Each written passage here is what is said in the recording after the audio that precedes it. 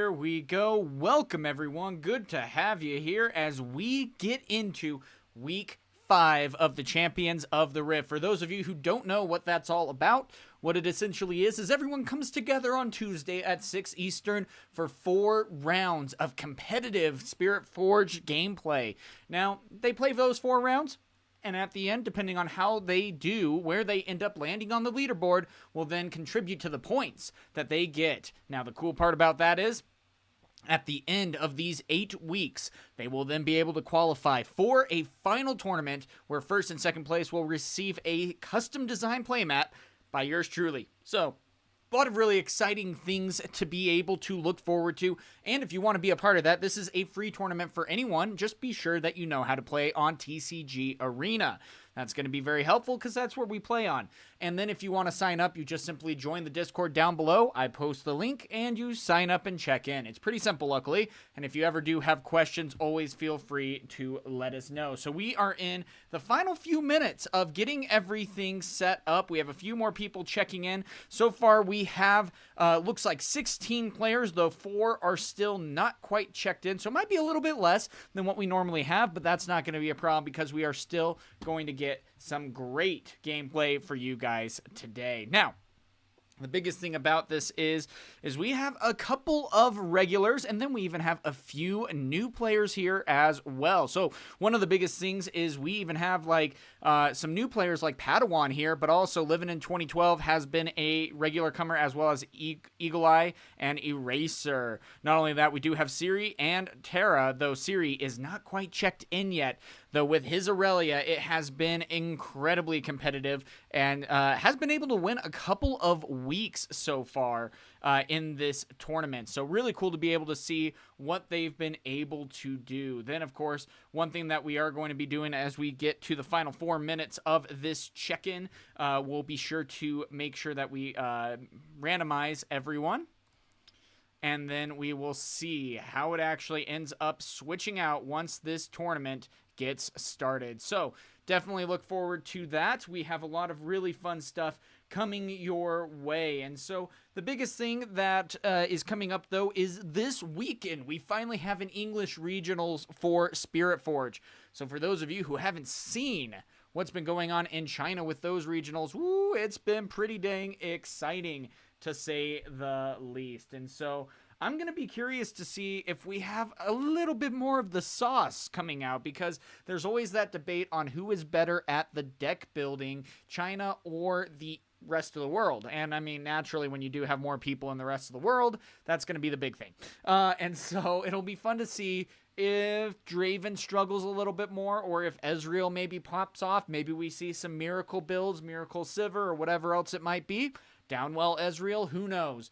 But there's a lot of exciting stuff, and if you guys want to be a part of that, we are going to be casting all of that here, since I don't have a passport, and that's way too expensive to try to go overseas to be able to play this game. But regardless, going to be really fun. So I'm excited to see what's going to end up happening here. Now, we have a few more minutes until the rounds get posted, so I'm going to be really excited to see what ends up happening. Thank you guys so much for being here. If you do have any questions or concerns, we are currently in week 5. So again, if you guys have any questions or concerns, this is a little bit more of an interactive cast, if you will. So we are going to be able to get things moving. So if you do have any questions, concerns, or things like that, let me know in the chat. I will be keeping an eye on that. So let me get some final things put together. Hey, Sylveon, what's up, Nate Dogg? Good to see you. Big Bad Thor, good to see you too.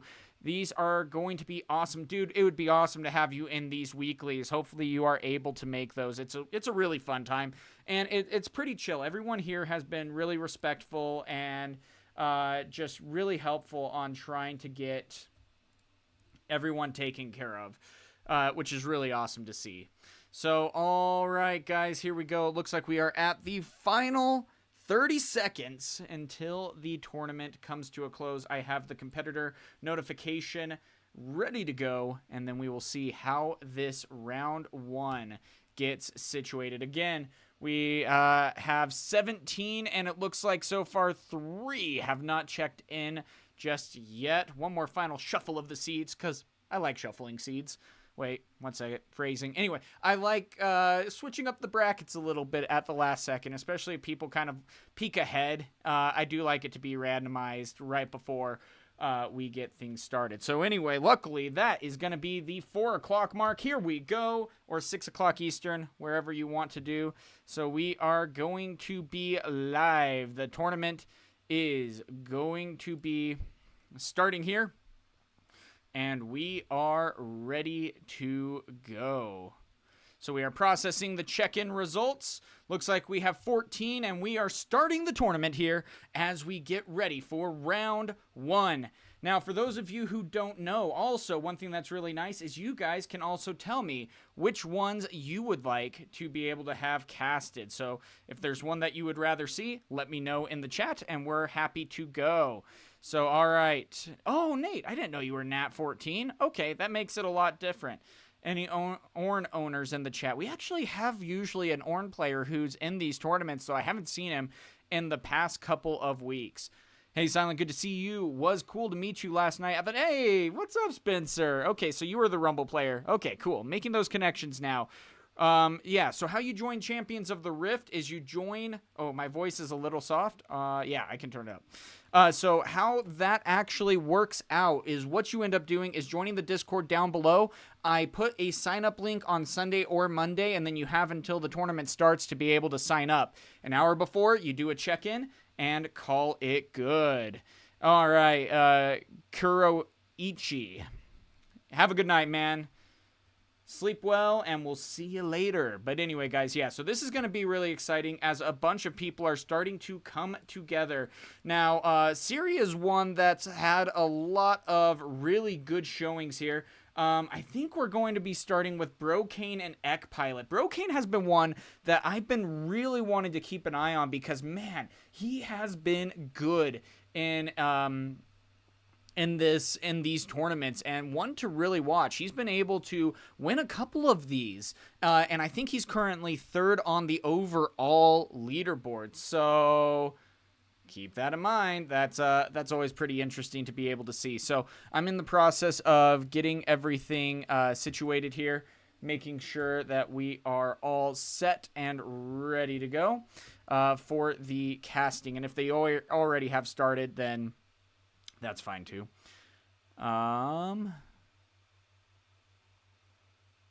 Though I don't necessarily see both connected there. Okay, that's perfectly fine. Let's see what we end up having here. Let's see. Sorry, guys. This is normally... I also don't like putting you guys on a wait screen unless I absolutely have to. And so, luckily... we are able to get into this. So that's why you're normally going to be seeing, you know, like me messing around with things or like talking to you guys while I get things set up. It's a lot more entertaining for you than waiting and listening to some music. So let's get that there, and then we'll go Legends. It looks like we are going to be doing a Civer versus Aurelia. So definitely...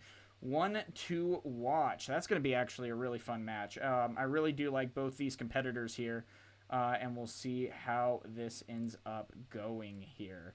So right here, almost have everything set up, and then we will jump right over.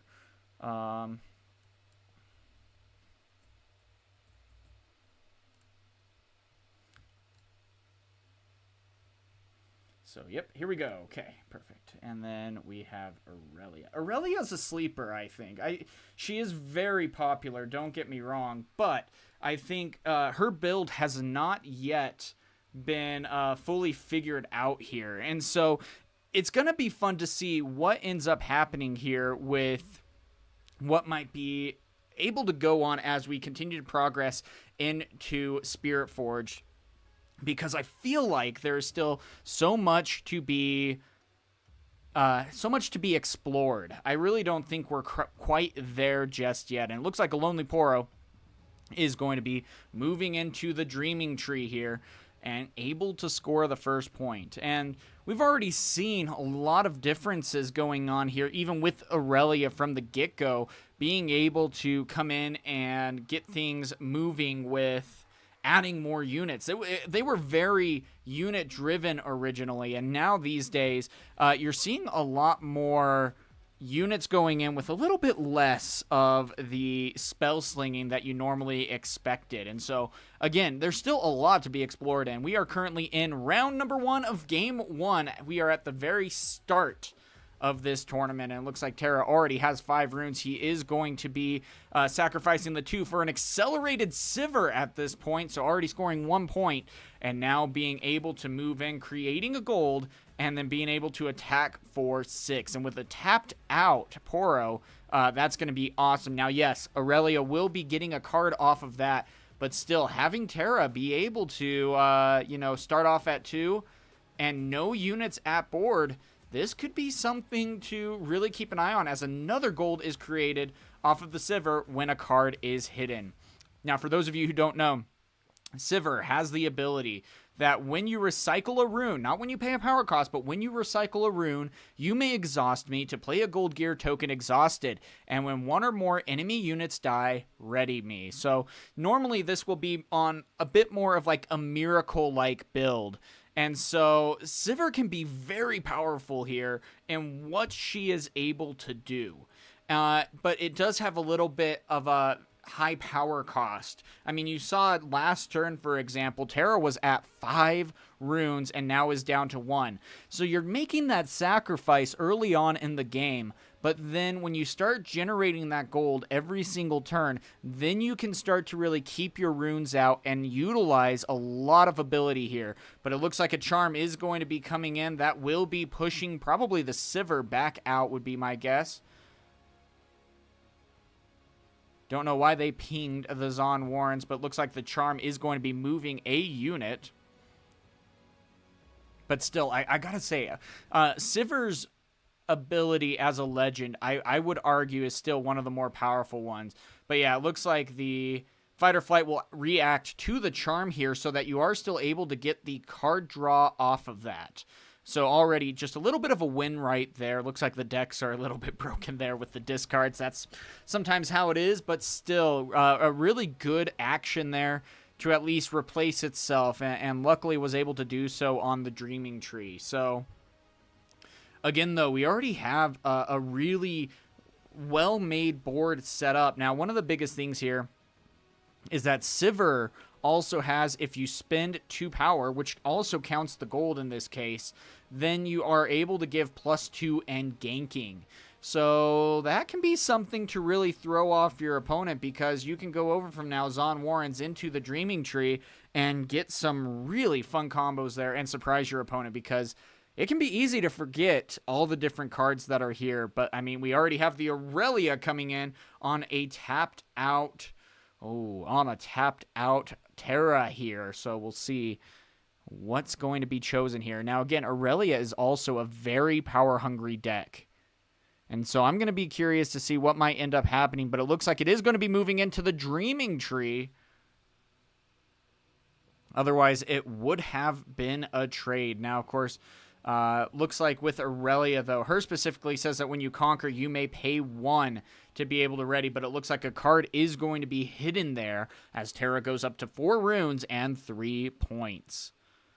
And so, yeah, this is going to be on TCG Arena. It's a free online web service where you're able to play, including against random opponents in matchmaking. You simply upload your deck list, and you are able to test out your deck and see where it's actually going wrong and where it's going right, and seeing what changes need to be made. So, pretty cool there. But it looks like a called shot is going to be repeated with the 2 gold. And that is going to be a big help there. Called Shot is such a powerful card, being able to just go in and really utilize 2 cards while going through 4 cards of your deck. I mean, very few cards are better than that. And also, it being a power cost, it makes sense, but especially when you have seals or things of that sorts, it can be very easy to then be able to play those cards for free, especially with Ezreal running, or with Civer, for example, running some Ezreals. So it looks like in this case, they are going to be attacking into the Aurelia with the Civer here at 6. And that is going to be pushing the Aurelia back, as the Zhonya's Hourglass is going to be used in the... That is broken. Wow. The Zonia's Hourglass is going to be used in the destruction. A gold will be made. And already a challenge on top of that is going to be used. That's going to be another series of blows to the Aurelia, and she has no protection now. The Guardian Angel is going to the trash, and that is it. Now, of course, when Aurelia readies up, that's still going to be at 5 might. But again, you're already seeing this is a battle of power here. I mean, you look at this and you see that both opponents have only 2 runes up.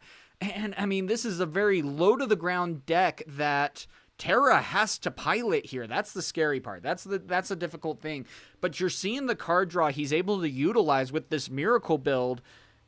But even still, this is something very difficult to try to balance.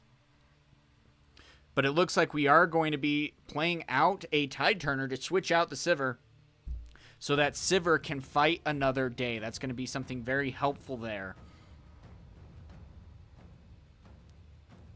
And so we'll see what Aurelia does. 4 cards in hand, 4 runes, and a dream. Now, one of the best parts about Aurelia is that you are able to go into one battlefield, bring her back into base, or give her ganking for that matter, and then be able to attack into both battlefields. So it can be rather easy to be able to score a lot. But right now, the Aurelia is a little behind in this case. Now, yes, it is a 5 to a tapped out 2 in that point, so that is going to be a free point there. But Aurelia is such a power-hungry deck that needs to be watched over. And luckily, with, like, for example, the Siren, you are able to pay 1 and move her back to base, then sacrifice that same rune to take over the other. But if there's nothing else to really keep your unit alive, you might be finding yourself in a little bit of trouble here. And so we'll see what Eagle ends up doing, but this could be an interesting series of events, because if Eagle is not able to continue to stay in this game, it might be over before it gets started.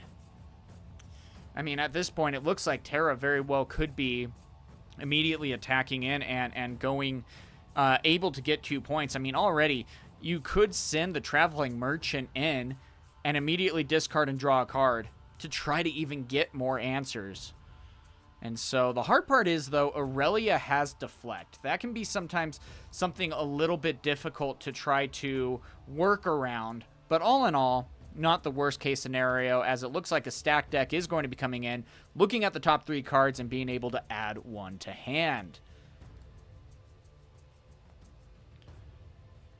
And so if Terra's able to get in and get these 2 points, this could be a big turn for him. But at the same time, also, if Aurelia could fall at this point, that might be the game. I mean, we've already seen a couple of units fall, but even still, that's going to be the hard part, because, you know, Eagle might not have other units in his hand at this point, as Terra goes up to 5. Now, for those of you just joining, this is round 1 of game 1. So Zon Warrens is going to be able to discard. This is also the scary part, because now we could start seeing some Rasas coming in. And so that's, I mean, he's at 10 cards in the discard, so Rasas can start being played for free. And I'm telling you right now, it's looking like there might be, I mean, you got to imagine there has to be a Rasa in there somewhere, right? So it looks like a gold will be made. A spell being played, as it looks like a Punch First is going to be used on the Civer. Now, that's going to be a +7 because of the Civer ability, bringing her up to 11 at that point if this spell goes through. Now, of course, there is no green runes, so there's no defies that are going to be able to come in and stop that. You would only have to be worried about a hard bargain, but that is going to be going through and really setting up well. Now, is there any reaction here for Eagle?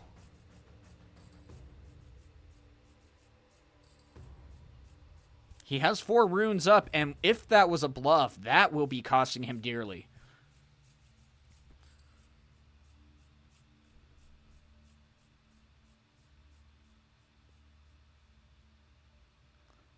Oh, man. And I mean, even if you do have the spells, it looks like an Unguard is going to be coming in. If you have the signature spell, that is a swing of 5. So we're already at 7. If there is the signature spell, then that might be a great answer here at this point. But still, there's a mountain to climb, but the spells are being utilized.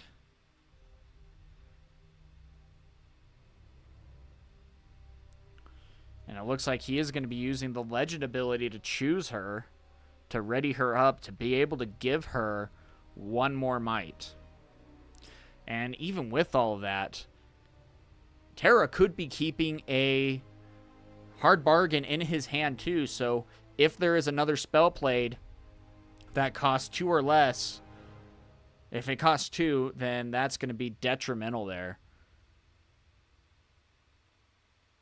So, oh yeah, and Defy can't block it either. Yeah, so we're more than good there.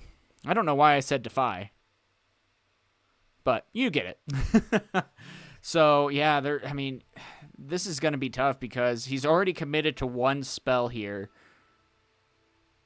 So what else could he have at this point?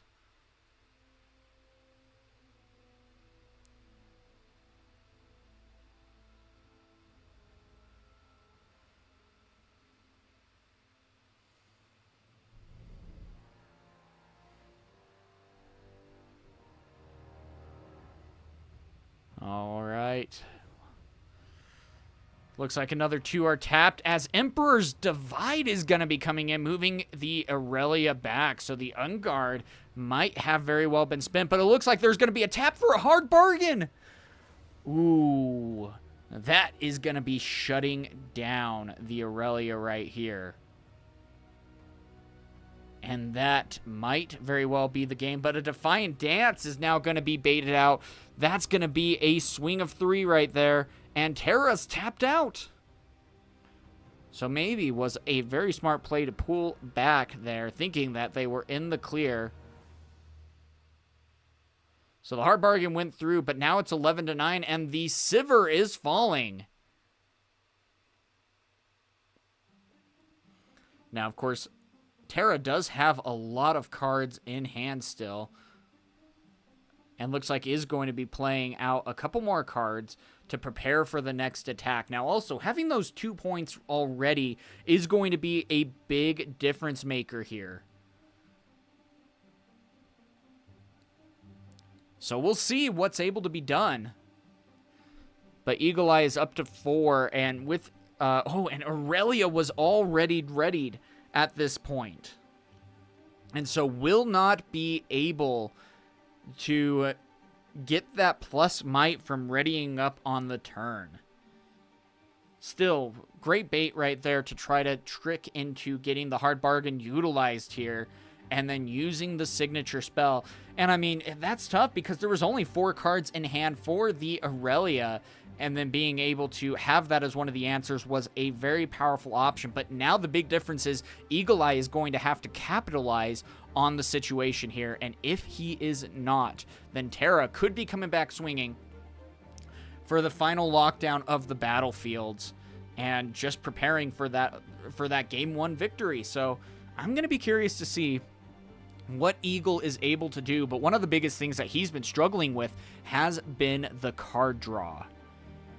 Not been able to have a lot here, so the answers are strained, and that might have been one of the bigger answers that he had to be able to win that territory. But not only that, now what answers could he have in hand?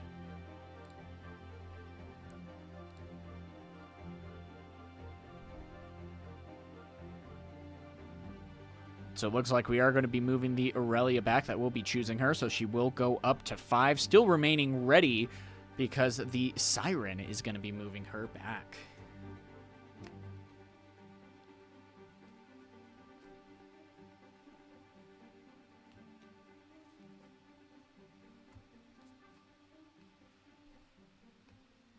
So we'll see what ends up happening, but right now it will be 5-5 and discarding a Stellacorn at that point. So that's already going to be a little bit costly there too.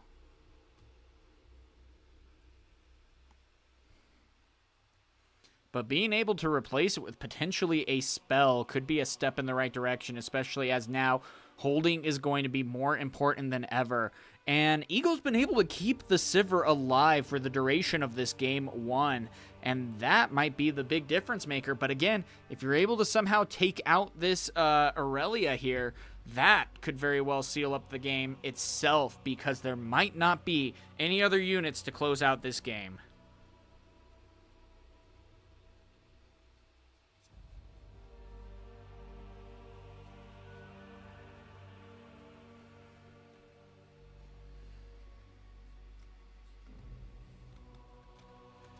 And so here we go. Another Rasa coming into the battlefield, or coming into base, being played immediately with the seal.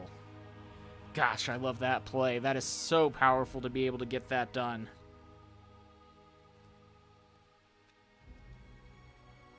And yet, what can you do to try to take down your opponent now that might be able to take both battlefields? That will be going up to 7.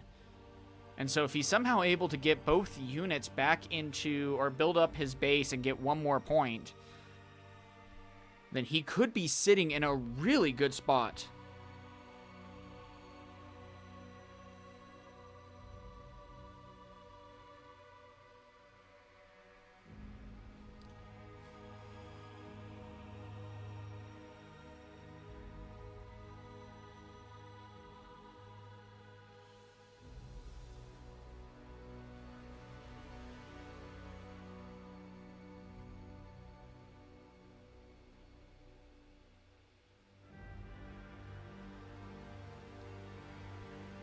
So here we go. Looks like 12 is going to be coming into the 4. This is a major push at this point to try to shut down the Aurelia. Now, of course, if there's maybe a fight or flight to be able to push away the Aurelia, it can then maybe get pumped up to be able to attack in. Or, I mean, another signature spell could be a big sway there. But still, even with all that, this is a tough situation. You do not want to lose the Aurelia at this point. And so it looks like a Discipline is going to be selected here. That's going to be also giving a much-needed card draw, going up to 7. Looks like no response from Terra. So it doesn't look like he might have a hard bargain in hand. But, I mean, he could be saving. Oh, but that's going to be a fall at that point, taking out one of the Rashas. And that's going to be a point that is able to be held. And then is there going to be anything else he can maybe do to try to at least build up some units in his base? Or is he going to just try to keep the Rasha alive? I mean, this has felt like just a really back and forth game here. But with the Aurelia dead, what's going to be able to be done here? It looks like a Fizz is going to be coming in. A stacked deck being able to be played. And another gold created with the sacrifice of that rune. And I mean, Terra has done a great job at being able to maximize the amount of runes that he's been able to have in this game. I mean, he's had next to nothing and still been able to do so. And here's the hard part with the Aurelia. I mean, the game is threatened on board here, and so somehow they are going to need to be able to play out a unit and still be able to then move it into a battlefield to try to get that point. So is this going to be game, or are they just going to be going to game number 2?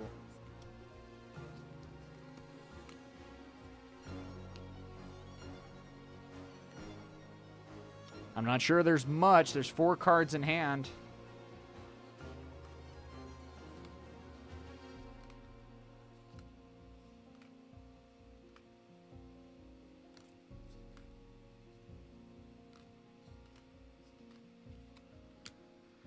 But it looks like 4 runes are going to be tapped here as a Stellacorn is coming in. Now, you do need something to be able to get it activated and moving.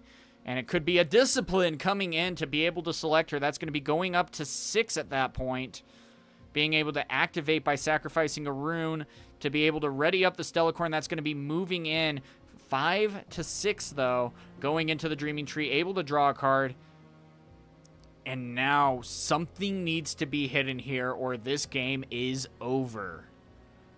there has to be some kind of answer to, I mean, even maybe another punch first from, or a fight or flight, rebuke, anything at this point will be enough to get rid of. Yep, looks like the gold. It looks like a challenge is going to be coming in using the Rasha to be able to take out the Stellacorn as the Fizz moves in and takes game number 1 versus Eagle. I mean, and just already right there, a really great play to see what was able to be done to get all of that. So right now, both competitors are going to be siding out. And man, that was a back and forth right there. I was pretty impressed to see how all of that ended up playing out, because it really seems like it could have been anyone's game. Now, the tricky part is that Aurelia is now going to be able to go first. So what is Civer going to be able to do to get back into this game? Because again, maybe when you're starting a little bit from the back burner, that could be a pretty big difference maker. But even still, we have Ezreals that are in the deck that we did not see in game number 1. And with the scrap heaps, that could be a pretty big difference maker for Terra, and see if the card draw is able to be utilized better. But that was just a really exciting game to see, and it is anyone's game, and we very well could be going into game number 3. So guys, let me know in the comments right now, do you think that Aurelia is going to be able to take game number 2, or is Terra gonna 2-0 with Civer? Let me know, and I'm curious to see what you guys say, because I don't know. It's such a tough battle here, but I really think that Terra has a chance to 2-0 this.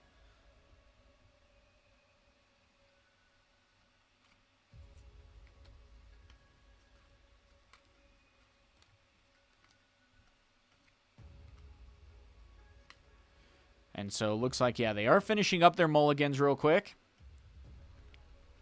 And also, guys, is the audio, music, and everything sounding okay? It's not like flooding anything, or I'm not too quiet? Let me know. I usually do the audio check, but still good to know. Unless you're on your like Windows 9 or Windows 90, you know, speakers and stuff like that, then maybe I don't take your word for it, but we'll see. So here we go, and it looks like already Terra ended up going first here, so that's going to be interesting to see then. But still being able to, or no, it looks like in this case, sorry, Obelisk, and so he's putting the 2 runes out readied at this point. So it looks like we're going to have Eagle Eye going in with a Boots of Swiftness on the first turn. Could start out with a Civer, or an Aurelia being able to go in.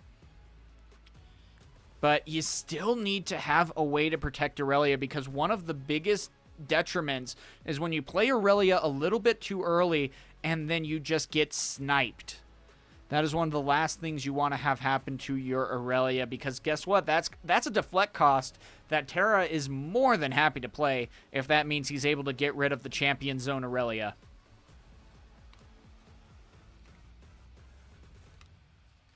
Also, hope your guys' pulls have been good so far. Hopefully you've been able to find boxes and game stores have not been ripping you guys off. I know some game stores have been doing boxes for $250 to $300. That's just absolutely ridiculous. So I hope you guys have had some really good pulls. Have you had any like legendary epic pulls that you've been able to get? Hopefully so. But it looks like already starting with an Ezreal, discarding a Ride the Wind to be able to draw 2. And in this case, I totally get it, but that Ride the Wind could be very helpful later into the game. And the hard part is, I don't know how many Ride the Winds Terra runs in his deck, so that might be the only ones. Oh, nice. A signed Bard. That's awesome. That's a great win right there. And 4 boxes at MSRP. Yeah, that's the same thing. I think I paid $130 was the max box that I paid for. Everything else was $120, luckily. Utah's lucky for us. We have a lot of help there with some honest game store owners, luckily.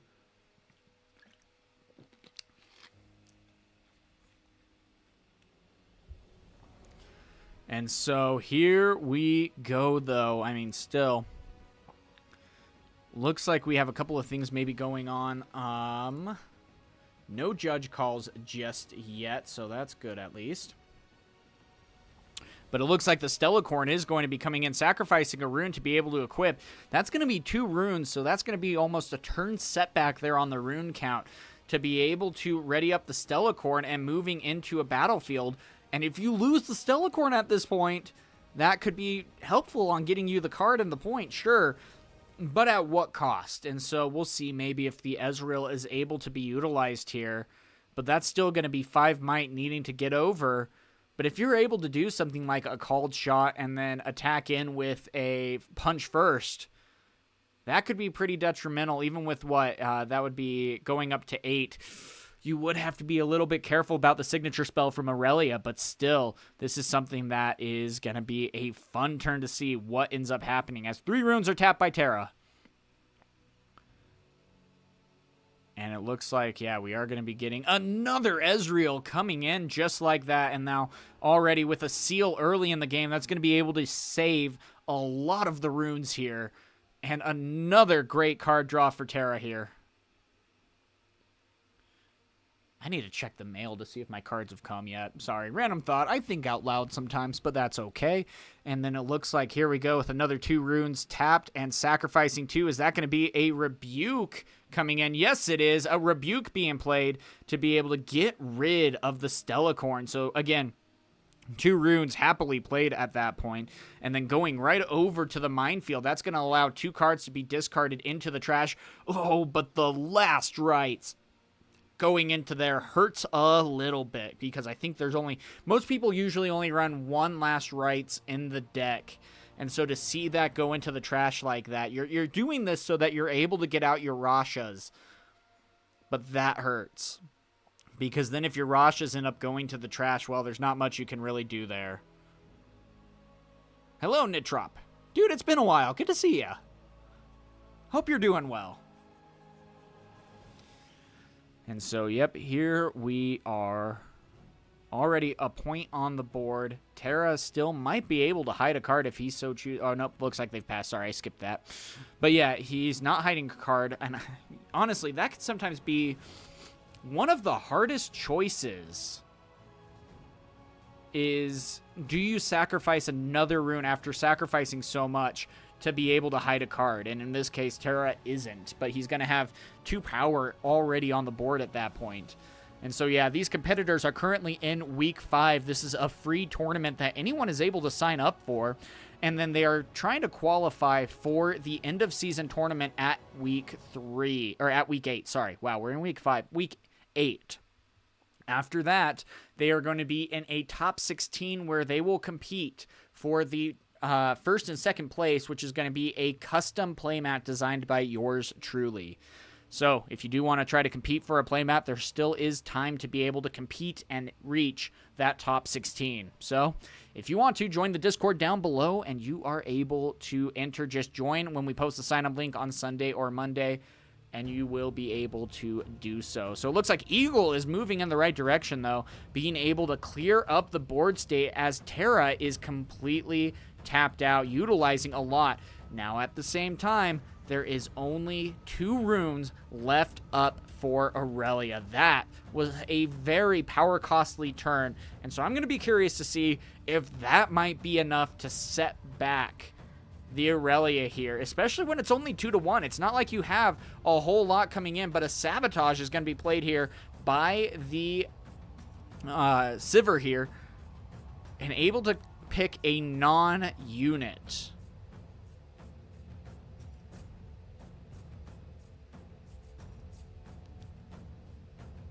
And so it looks like the Discipline is going to be picked.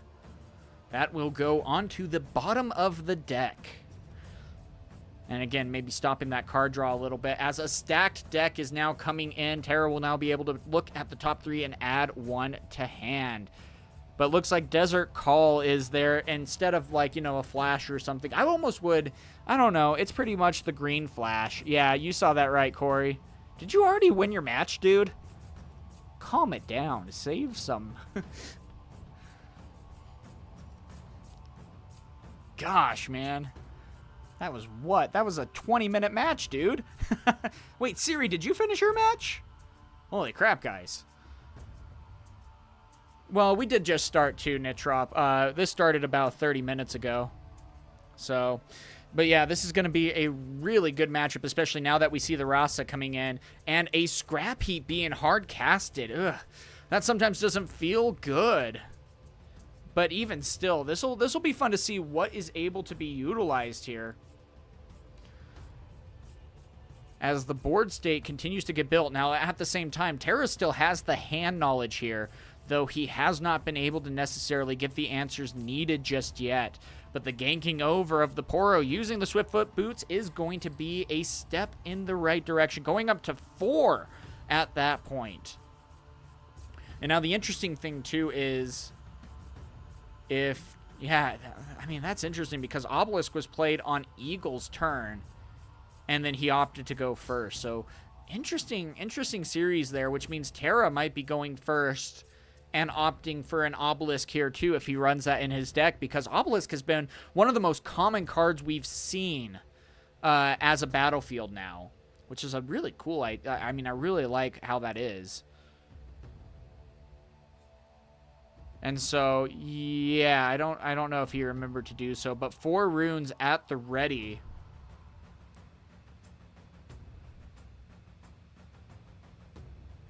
But it looks like that is going to be a big destruction there. But the Poro did die alone.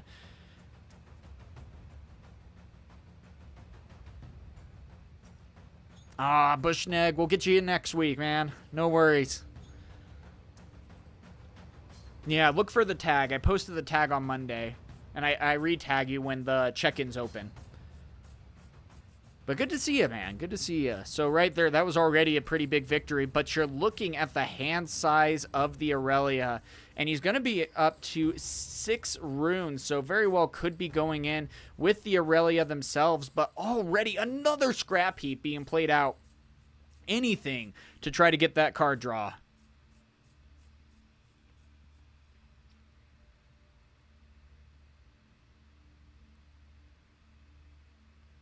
And so Terra has a lot of runes. This has been the most runes that he's had this entire turn. But looks like the Civer is going to be coming in, though not accelerated.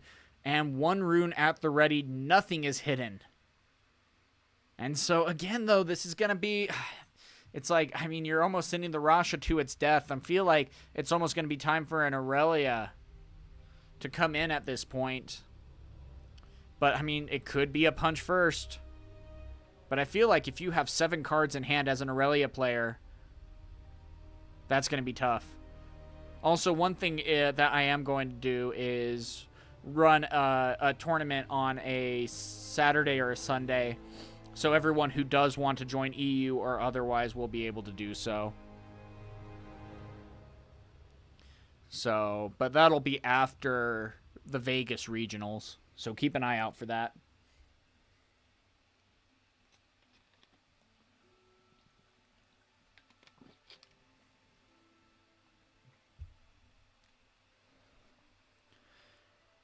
So we'll see what is able to be done here. But, I mean, we still have another 27 minutes left in the round.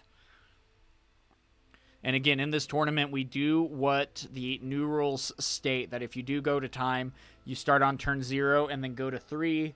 And if you are up by 2, you are able to secure the win. Otherwise, it is a tie. So that can be a little bit of a risk depending on how long this game could go.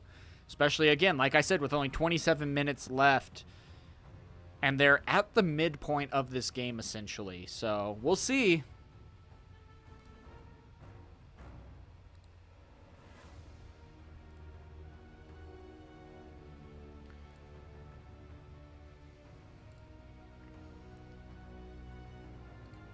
Again, though, it looks like here we are really thinking about this turn here as the Aurelia player.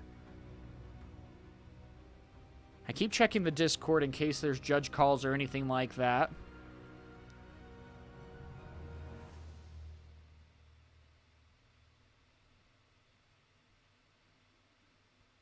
And so it looks like finally deciding to play the 4. Is that going to be a Stellacorn coming in? Yes, it is. And going to be attaching the boots and then activating with the Aurelia. That's still only going to be at 5. And so Stella might be moving over into the minefield.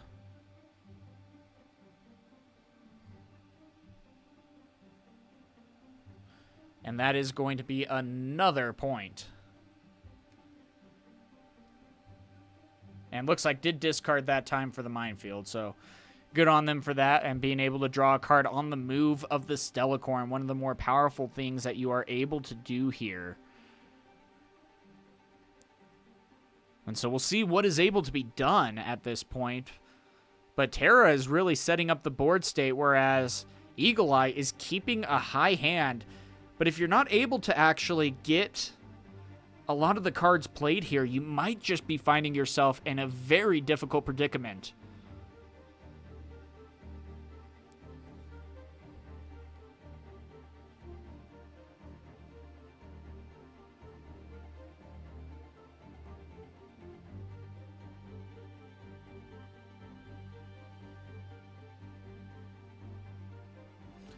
And then a hidden card, though. Again, though, that's another rune spent at that point.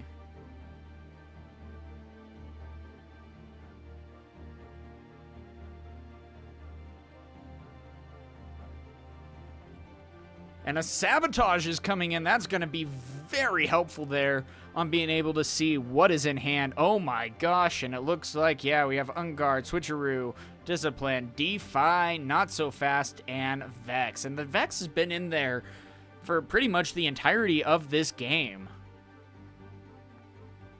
Has not yet been played and might very well just be kind of a dead card right now in this current matchup. I get why you want to play it, sure, but when it's been sitting in your hand the whole game, is it just better to keep it into the side deck at that point?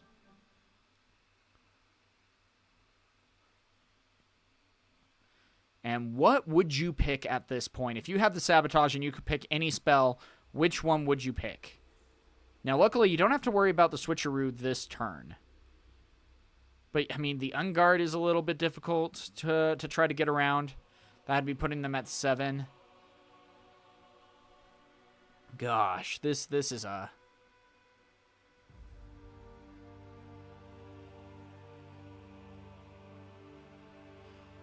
Yeah, the Not So Fast could be a lot more helpful if you put that onto the bottom. But still, Terra does not have an easy choice to make. He probably needs just 3 Sabotages in hand so that he can just get everything out that he doesn't want to have to deal with. But that's also the tough part, too, because Discipline draws a card. But yeah, looks like the Not So Fast is going to be put on the bottom of the deck, and that is going to be all she wrote. So it looks like 4 cards are going to be tapped here. Recycling 2 for an Akshan to be able to get the Boots of Swiftness handed over. And so Boots of Swiftness moving in. A great option right there.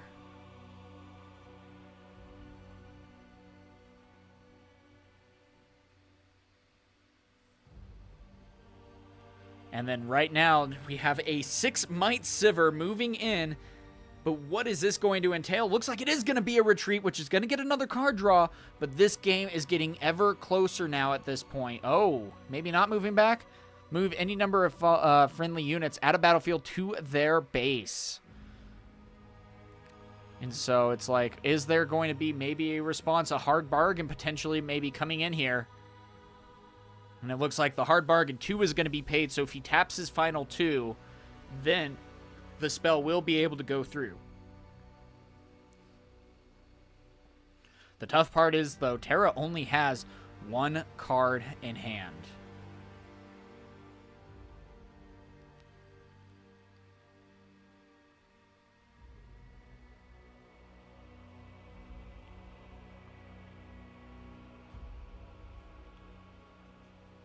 So we'll see. I mean, this is also a really hard choice for Eagle Eye on if the hard bargain should even go through, because again, we already have the 2 runes left. You could Discipline. You don't have the runes available.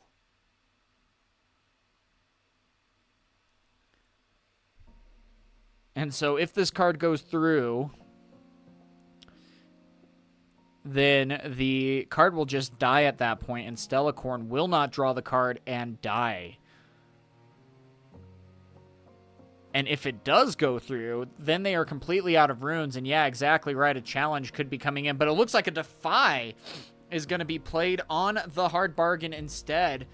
So maybe a good bait out there. And then here we go with the challenge. And it looks like, yep, exactly calling it, chat. Great job there. A challenge is going to be moving in to kill out the Stellacorn. That is still going to be 6-3 at that point. And yes, while you were able to get a good card draw, unfortunately, that is going to be very costly, especially now that we are going into the next turn, and Eagle only has 4 runes that are going to be at the ready. And so that's the tough part. The whole turn is potentially going to be just rebuilding your board state. You do not want to have to sacrifice more runes for your power cost to try to get back into this game, and that could be where the tide shifts into Terra's favor. That was a really big turn. Now, the biggest thing, too, though, is if Terra cannot keep this board state, he is in danger because he has no cards in hand. If he can top deck a Ezreal or even like a Called Shot, he's already played out 2 Ezreals at this point. That's the hard part. He's already played out 2 Ezreals.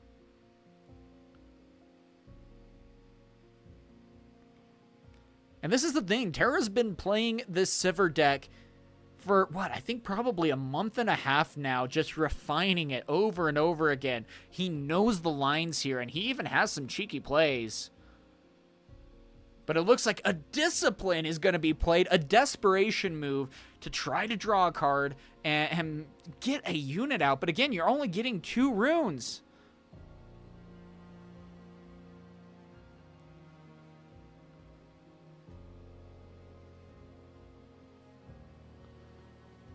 And so, yeah, looks like that is going to be it at that point, as a Tide Turner will be coming in. Not the options that you want to be seeing. Now, of course, we still have the Aurelia, but at the same time, for what? Oh, and looks like it is a top deck of an Ezreal. Oh my gosh. Well, did we call it? He found the Ezreal, being able to draw 2 cards. He has all the runes in hand, 2 cards in hand on top of that. And this is going into the favor of Terra here.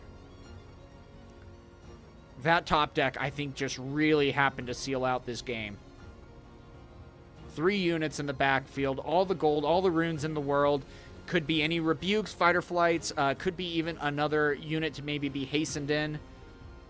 Just a great turn right there for Terra, as he is taking this game to the Aurelia and showing why this deck cannot be slept on.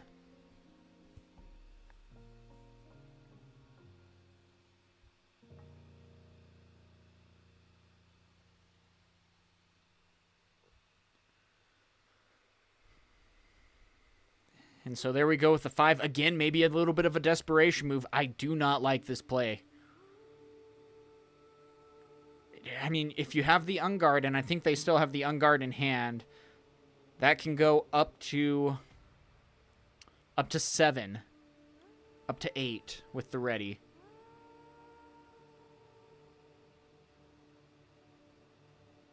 So that you at least can take out the Rasha, but you're also banking on that they don't have any punch first or anything like that. And I mean, at the same time, do they even need the punch first at this point?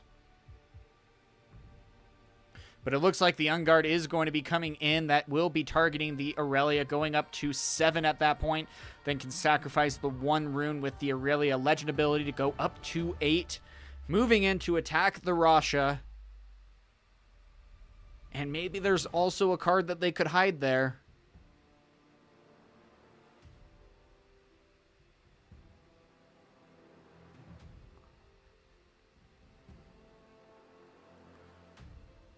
But again, any fight or flight, and you just push the Aurelia back. It doesn't matter, you know, I mean.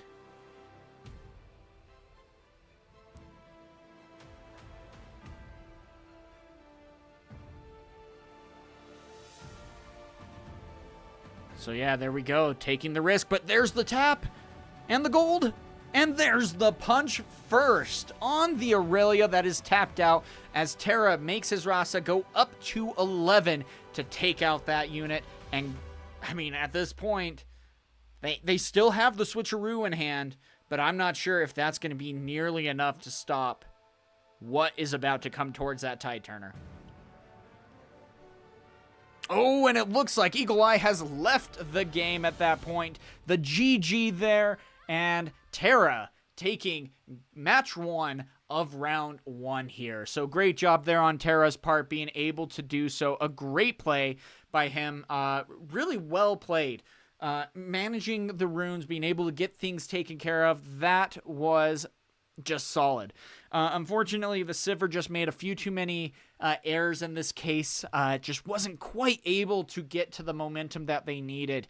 And I really do think just the card draw just wasn't quite there. And just like what you guys probably said, the Defy ended up setting them too far back when they really needed that 5th rune so that they could at least get Aurelia out. All in all, though, still really good games there. Happy to see what things were able to get done there. And great job to both Eagle Eye and Terra. Great jobs, guys. So with that, we have a couple of games that have already been reported. We are waiting for one more. That is going to be Game Slayer versus that 10%. Game Slayer, you just slow play, my dude. Come on. No, not really. But he's actually, he's a great guy. I love playing against him too. But yeah, it looks like we only have one round left that is going to be played here. So we're going to be keeping an eye on that as we continue to get into these matches. So again, just so you guys know, there is a lot here to be had. If you want to get some extra practice in, if you want to figure out if you know where your skill is at. We have a lot of good players here that end up playing. I mean, we have Terra on the regular, Corey Millhouse.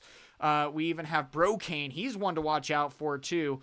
And even better, we sometimes even have some bigger competitors that we all know and love. We've had Galewinds here, Prismaticism.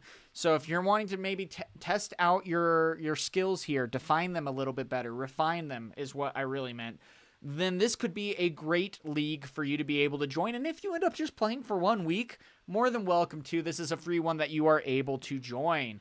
And so, yeah, it looks like we ended up having 14 people in this tournament. Normally, we have a little bit over 20. But in this case, yeah, it looks like that will be it. So, again, waiting for the final game. I'm not going to necessarily hop into it just because we don't need to. It could be another 5 minutes. It could be forever long. Who knows? But, and then as soon as we get game number 2 taken care of, or as soon as we get this game taken care of, then we will call it good. So we'll see what ends up happening. But again, this is a really great way for you guys to be able to learn the game and see how everything is going here, and what you're able to do. This is a weird matchup. Wait, what? Okay, guys, we're hopping over. I'm not changing the stuff right now. The Discord is down in the description below. This is a weird game. We have Garen by that 10% going against Game Slayer playing Set. What?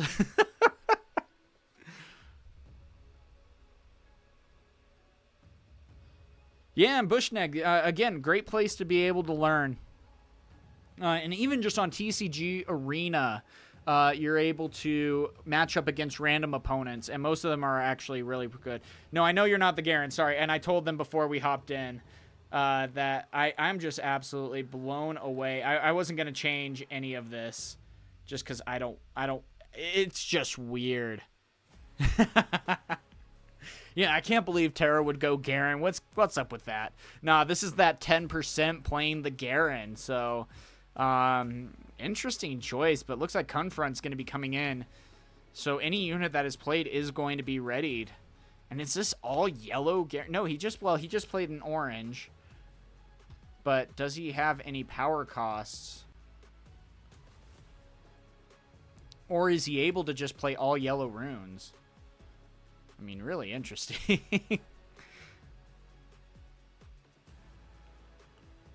And so, yeah, we'll see what ends up happening here. But right now, I was just going to peek in to see, like, how close they were to finishing, but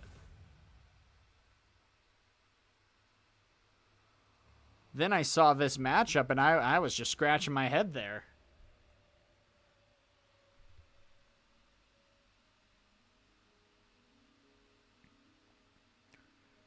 So, we'll see what ends up happening, though.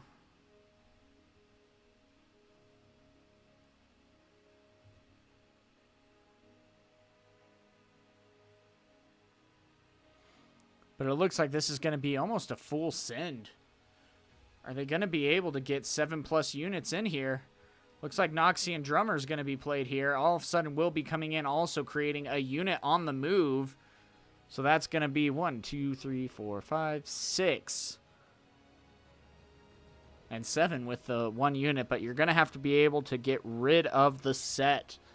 I mean, heck, and there's 2 units there. A lot of gold in 2 units. Trove Golem. What are these decks? I don't know what is going on. And what's interesting here is one of these guys are going to win. So it looks like there we go. We have the Lucian coming in ready, then being able to go into the Sunken Temple, gaining another point as a card is hidden at this point. I mean, if you would have told me we would have had a matchup like this today, I would have called you guys all crazy. And so, again, I mean, I don't know what is going on here.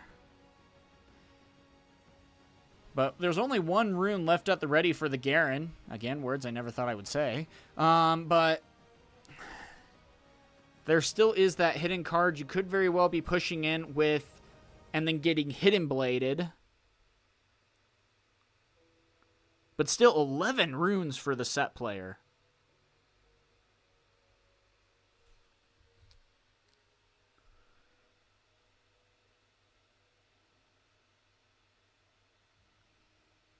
And so,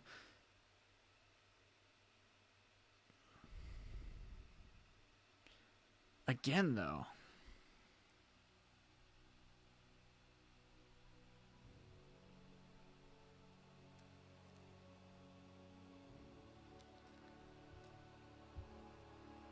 no, don't. Sorry, guys. This is just the end of the game. I was checking to see where they were at. I wasn't actually going to hop into this game.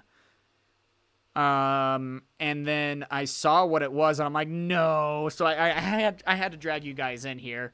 But no, don't worry about it. Like, this isn't anything. I didn't spend the time to be able to fix this just because I was just blown away. And I'm like, you guys have to see this. But yeah, the set's been able to go up to 7 now. He just has to stop. The units are, I mean, he has to kill, what, 2 units? But at the same time, that hidden card is enough now to be able to stop the Trove Golem. So interesting. Such an interesting deck list. Holy.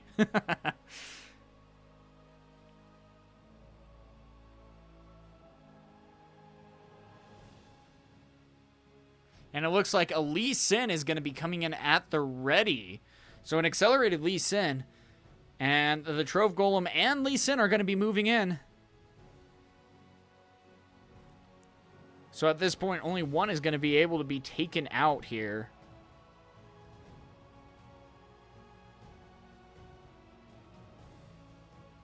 But the Hidden Blade is going to have to be used here. So it looks like the Trove Golem is going to be taken out.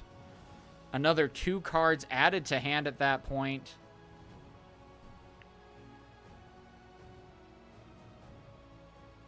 And 3 runes and 4 gold still at the ready.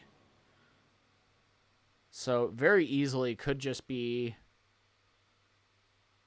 buffing up the Lee Sin maybe a little bit further. But it looks like that is just going to be a little bit of a trade at that point, as now Set is going to be at 7 points, holding down the battlefield. And again, they are almost at time. They have 5 minutes left on the clock, and then, of course, they will be going to turns, if that's even going to be happening. As it looks like now it is going to be 11 runes at the ready for the Garen player, being able to have 6 cards in hand.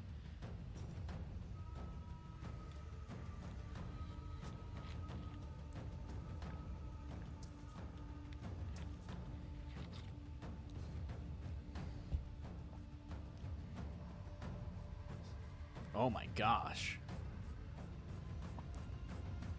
So there we go. Whoa, with an accelerated. And then a rally the troops when your friendly unit is played this turn. Buff it. Holy moly, the combo. That is going to be a lot going on. And then on top of that, what? Oh my gosh. And then coming in with the Eye of the Herald to be able to add another unit to that equation. That is going to be 4 units that are going to be created on this move, and all of them are going to be buffed.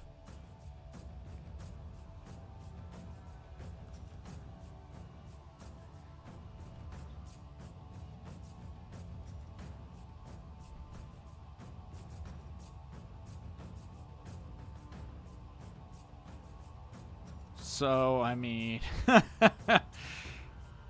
there are a couple of options in hand, potentially.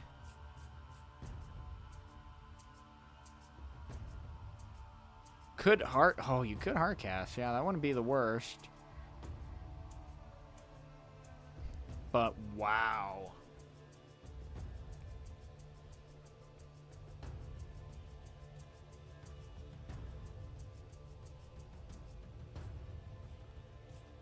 Really interesting deck here. If you want to go for the Draven metal. And here we go with a Hidden Blade coming in. That's going to be able to take out, looks like 7 of them, or yeah, 6 of the might there. As now it is going to be still 8-5, so not necessarily going to be enough there. But Set will be saved. Spending the buff at that point, but still... It is now 6-7.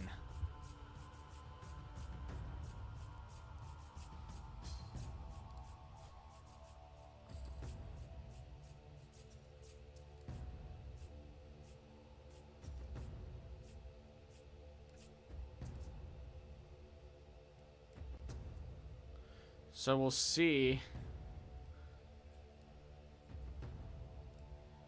what is able to go in. Looks like Lee Sin is going to be attacking in, able to take out those units.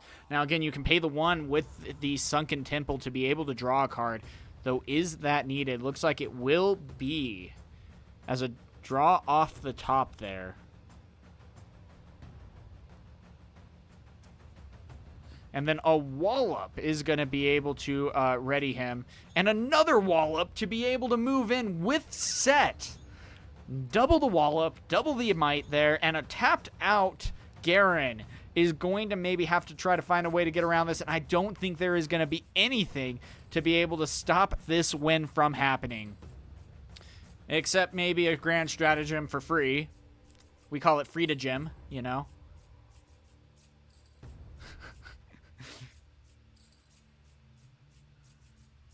At least they paid the power cost, right?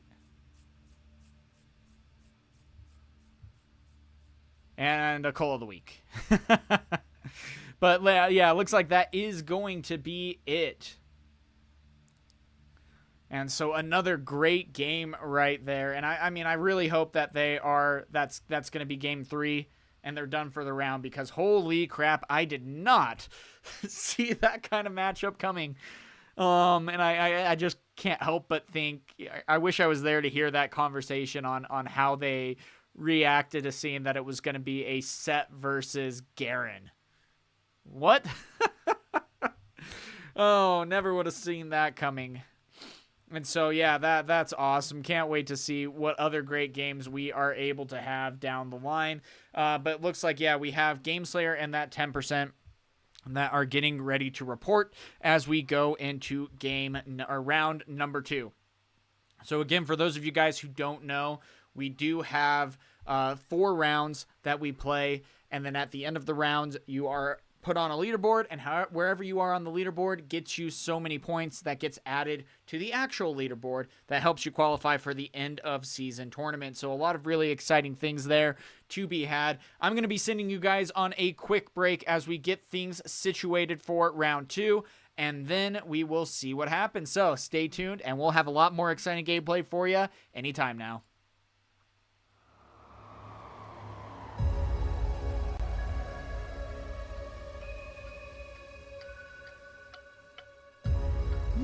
They posted. Wow, exactly an hour. There we go.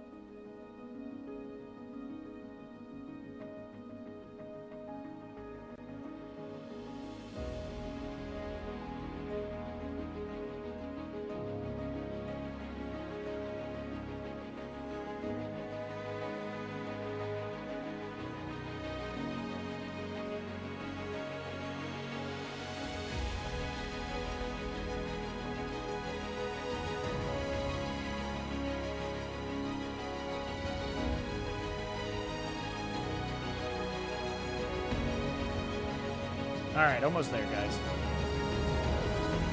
Set up real quick.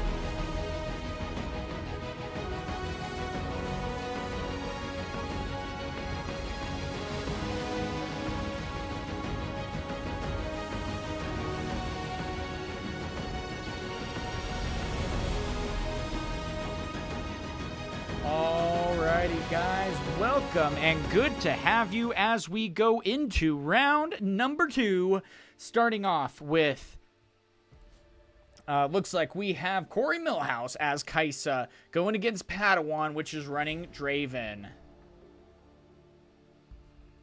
So we'll see what ends up happening here, but this could be a very difficult matchup to try to figure out who is going to be winning this. So, I mean, this could be a lot of fun here. Excited to see what might be going on as we move into this turn 1. Looks like Draven ended up winning the die roll. They're going to be tapping 2 to get out a Deflect Poro. That's already a great start there going against the Kaisa. Now, Corey seems to have been settling on the Kaisa here. He's been playing her for about 3-4 weeks now in this league, and so definitely a very powerful option here. And it's going to be fun to see if this can really stand the test of time and take it to Draven, and this could be a really good matchup here for the for going against a Draven. Now, the tough part is, one thing that you have to keep in mind, especially as a Draven player, is that you are able to go in and generally put in your Forerunners. The biggest thing to really shut down the Kai'Sa is that when they do kill one of your units, you just add more units. And so it looks like in this case, already starting to go wide here as a Draven player, has 3 units out on the board. Though already, if there is maybe a falling star at this point, that could be something to be a big difference maker here. But right now, the Poro is left out in the open, so anything that could, I mean, if they had the cleave or anything like that, could get over the Poro without needing to pay the deflect cost, though the backing away from Reaver's Row would be pretty easy to get around here. Still already starting with the Conquer and being able to make a gold. That can really make a difference here. But it looks like Piercing Light is going to be coming in, though not repeated at this point, as the Kai'Sa is going to be sacrificing a rune, but taking out 2 very needed units at this point. As again, now with a Noxus Forerunner to be able to come in with 4 might. So again, already off to a pretty great start, but here we are at 6 runes at the ready here for Padawan. He did go 2-0 in round 1 as the Draven player, but is he going to be able to do so again? This is going to be a very formidable foe here, as Corey Millhouse is tried and tested and has been able to play incredibly well in these last tournaments, and even in like the Runes and Rift and other online tournaments like that, has been able to do a lot here. So we'll see what ends up happening, but this very well could be anyone's game.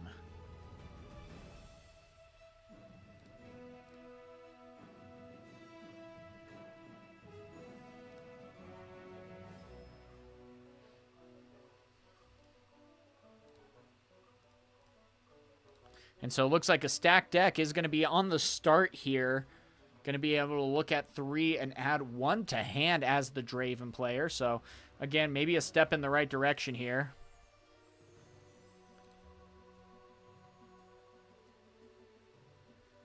And we'll see what is going to be happening at this point, because right now the board state needs to be developed. And could be very well going in maybe with like a Darius. That could be a pretty solid option. But even if not, a Kai'Sa could be a good option here too. But it looks like a Hextech Ray is going to be targeting and taking out the Tide Turner and stopping from a point being activated here. And then immediately going in with the Darius against the Treasure. That's going to be a 1 combat. And immediately allowing for a card to be drawn.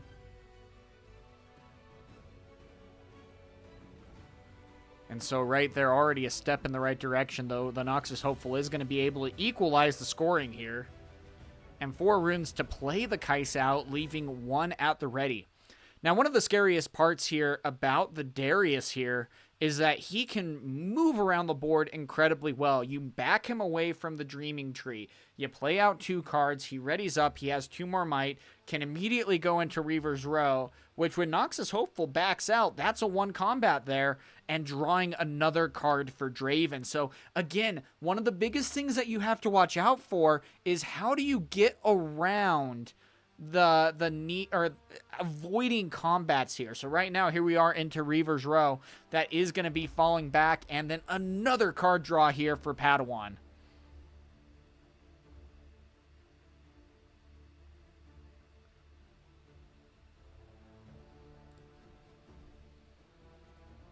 So it looks like, oh, a Singularity coming down. That's going to be a great option there. Though it looks like the gold wasn't spent at this point, so...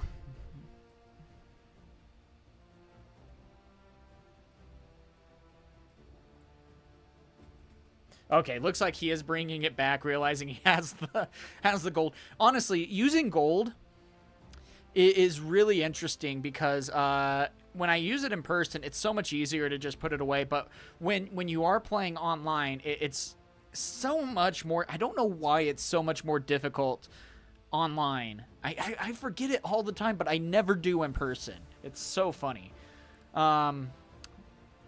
But yeah, that's going to be the big thing here as we move in. It looks like already a pretty good start here. One rune still at the ready as we go into the Treasure Hunter being joined by an accelerated Kaisa.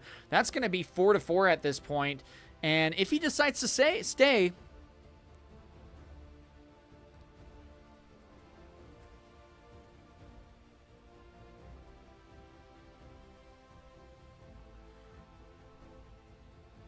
Oh, so it looks like he's going to be backing out. That's going to be 2 cards drawn at that point as Draven is now going up to 5 points and a lot of cards in hand. And so is there maybe there very well could be something coming in. Oh, but nothing on the Kaisa. I was like, man, if there was maybe a switcheroo or something to be able to get things moving, you would want to move the treasure hunter. But no, looks like in this case, this is going to be a step in the right direction, though.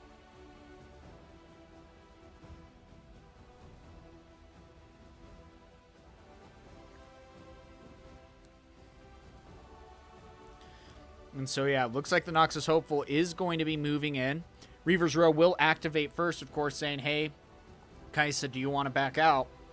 Now, if the Kaisa opts to stay in, we are going to be going to a showdown, and this is going to be a very big deciding factor here. Because if Kaisa is going to be able to stay on this battlefield... Oh, looks like it is going to back out. So, really interesting, especially with the 2 runes up.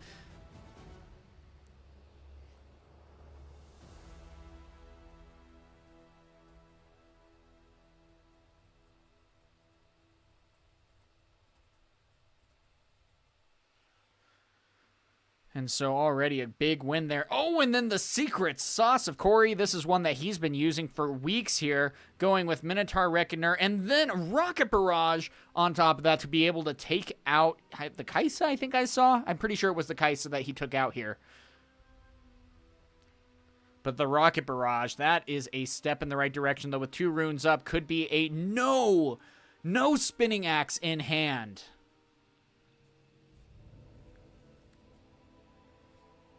So with no spinning axe in hand, losing that Kaisa is a huge detriment there.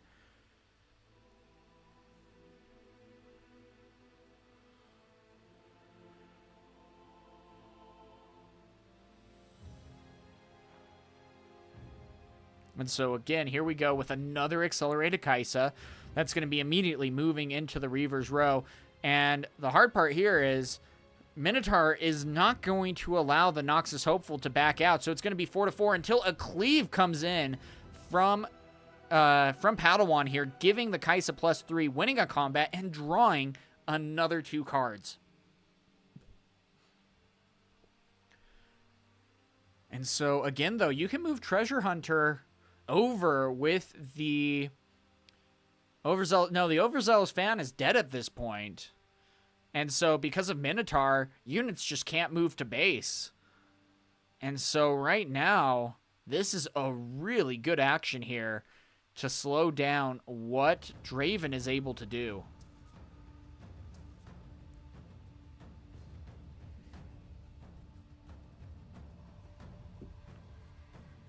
And so, yeah, it looks like both are still going to be going over at this point. You still have to be a little bit worried about the switcheroo, but again, if there's any Thunder Songs in hand at this point, then nothing can be played. So yeah, that has to be a switcheroo. It wouldn't have to be, I mean, anything else and it's just dead.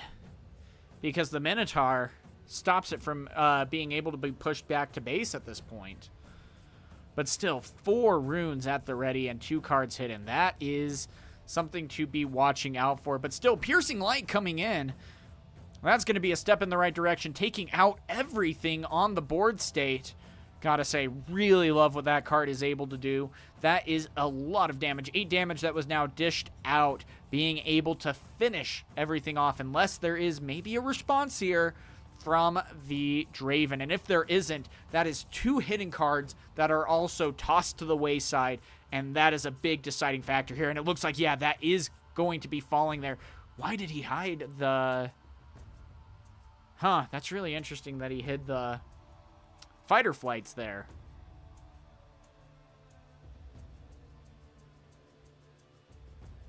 And so we'll see what is able to be done there. But it looks like going up to 7, playing the Draven just in case. That's going to be coming in ready, moving in, going for the 8th point. Even a rebuke at this point wouldn't be enough to be, I mean, you'd have to have 2 rebukes in hand.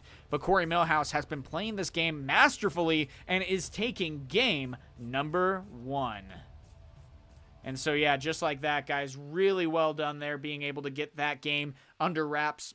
I got to say, I mean, that was a big back and forth there, but that singularity, that constant barrage of kill spells can be something to really slow down the Draven. Doesn't matter how many cards you necessarily have.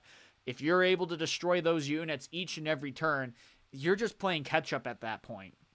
And so being able to do so by Corey was a great job on his part. So we'll see what ends up happening and what we are able to do. But, I mean, it's all going to come down to this next game. Is Draven going to be able to hold on, or is Corey just going to steamroll and prove that Kai'Sa still has a place in this meta? We'll see, but right now, it could very well be anyone's game. So right now, it looks like we are going to be side decking right now for the competitors, and keep in mind, both of these competitors won their last round, and it looked like pretty handedly at that. So this is going to be a really fun way to see who's going to be able to take it into this next round, because again, I think only with 14 players, we very well might have a top pick here after 3 games. So something to definitely keep in mind there. So going to be curious, but I think, yeah, this could be a very deciding game right here on who is going to be taking that top spot.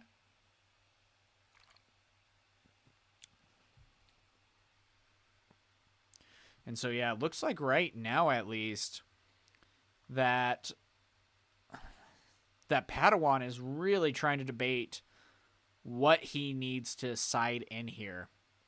And again, one of the biggest things that you can keep in your deck, you need to have the Ferris Forerunners. The reason why I say that is because, especially when you have the destruction spells, if you have to somehow get out 12 might through spells, that can be a big deterrent for your opponent, because if they use something like Singularity and you still have 6 might out on the board, this can be a very difficult thing. And so right now, Draven is pretty much the top deck of this meta. And it's because he doesn't necessarily have a bad matchup into anything. Kai'Sa is probably the one that you could argue is a tough matchup for Draven, but the difficult thing with Kai'Sa is that she has a tough matchup into a lot of the other decks. There's so many different ways for you to be able to add things like Deflect to your orange decks. And if you're, for example, if you're even going against Ornn, Kai'Sa can even start to struggle against that too, because they do a great job at being able to deal damage, but when all your stuff has Deflect or things like that, it can be very difficult to try to stay in this game. So we'll see what ends up happening here, but there is a lot that needs to be done by this Draven, and again, like I said, it could very well be that Kai'Sa is the hardest matchup here for the Draven player. And this game 2 of round 2, is paramount that the Draven wins this. Still at the same time, that was a big turn right there. No units played there for the Kai'Sa, giving the Draven a really good ability to develop his board state.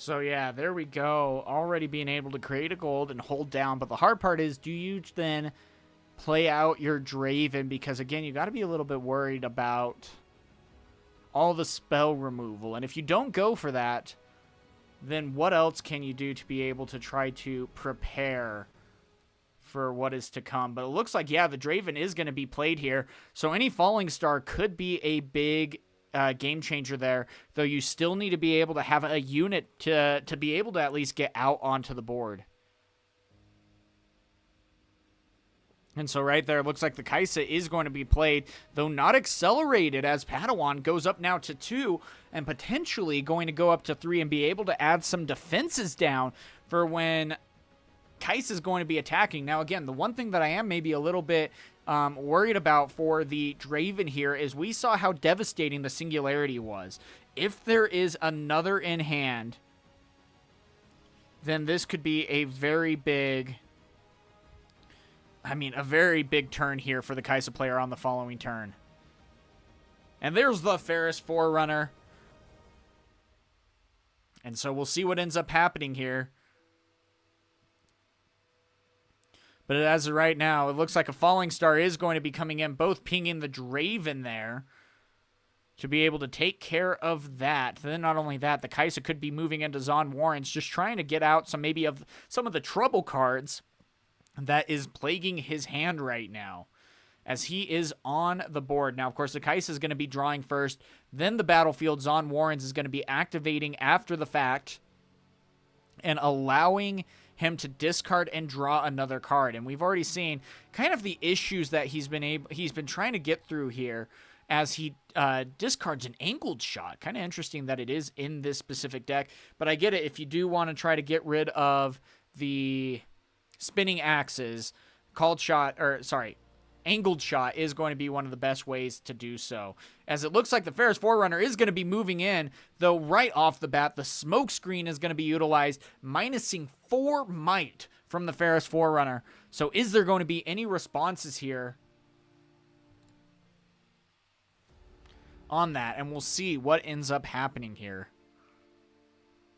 Oh, and it looks like the spinning axe is coming in right after the angled shot is being utilized, but it looks like the retreat is also having to be activated here to help minimize the damage. Oh, man.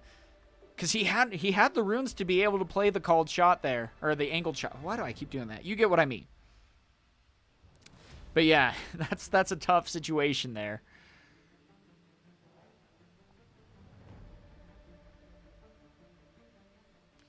So we'll see what ends up happening. But again, this is going to be a big turn here for Kai'Sa as another Ferris Forerunner is coming out. And it looks like that's just going to be an immediate call for Game 3 right there. Corey, unfortunately, just had a really rough start right there, as we are now going in and seeing what is going to be happening in this Game 3. So already, man, we are 20 minutes into the match, and we're going into Game 3. It is a back and forth really quick. And right now, though, Corey Millhouse is going to be potentially going first. So if there's maybe something that he's going to be able to do to help get in this game early on, that's going to be a very big difference maker, because he struggled in that Game 2, and Padawan was able to capitalize fully to be able to take this into game number 3. But again, now we have the Kai'Sa going first, and is there maybe going to be some answers here that we're going to see? So here we go. One final round as the side decking is done, and we are starting game 3 of round number 2.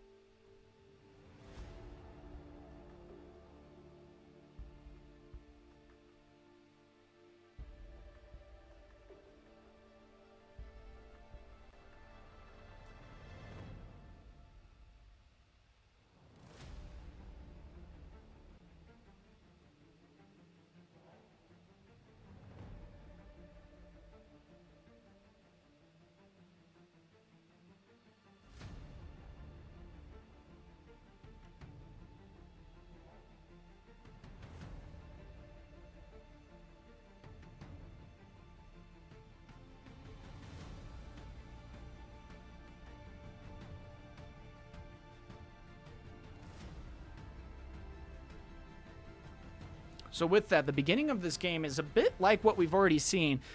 Though I gotta say, that's going to be really fun to see what a Void Gate is going to be able to do. And being forced to play Targon's Peak with the Kaisa, that's a lot that Draven's going to have to work through here. And again, if you end up putting anything on the Void Gate, it pretty much is going to be dead at that point. So it looks like that Padawan almost tapped the 5 runes right there.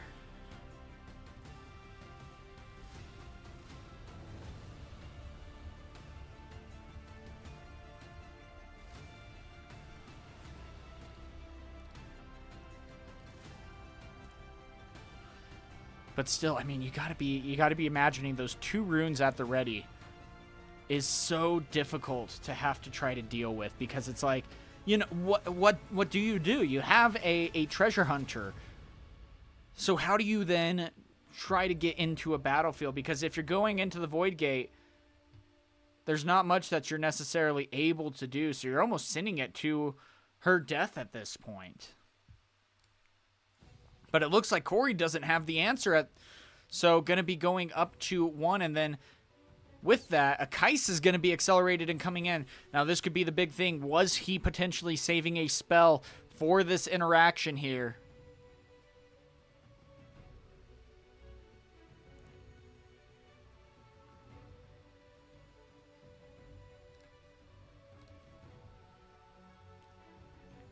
And so, yeah, it looks like still no response there either, as a big win is there for our competitor here. Though Padawan needs to be able to set up some defenses here, and those 2 readied runes might be that step in the right direction. But still, drawing a card off of that combat is going to be a big difference maker on trying to get to that point where they are able to start winning. But it looks like, yeah, the Kaisa is going to be moving into the Void Gate. And that is going to be taking down the Treasure Hunter, drawing a card off of the Kaisa legend or Kaisa unit ability. But still, you got to figure out, how can I deal with this Kaisa? But it looks like right now we have a Falling Star that's going to be coming in to be able to devastate the Kaisa. Doesn't matter where you move at this point. That is going to be 6 damage that is dealt there regardless.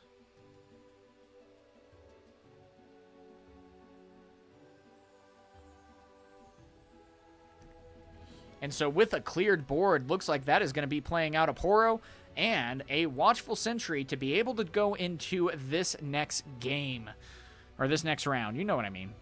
But still, there's the Ferris Forerunner, but that is a slow turn, as we are going to be able to not only prepare for what is going to be coming, but also then being able to send in, I mean, heck, you could send in like the Watchful Sentry, get the card draw off of that to the Forerunner. That's fine. You're okay with that. But again, if you have any tricks that might be able to take down the might of the Ferris Forerunner, it can slow them down again. As we see the Minotaur coming down once more, units cannot move to base.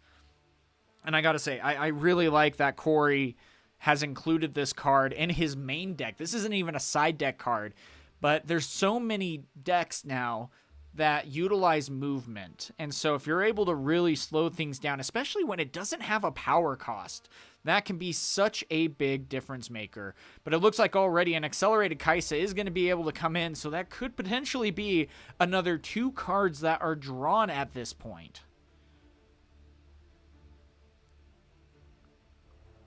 But it looks like a Stupefy is going to be coming in. Kaisa going down to 3 and a card drawn.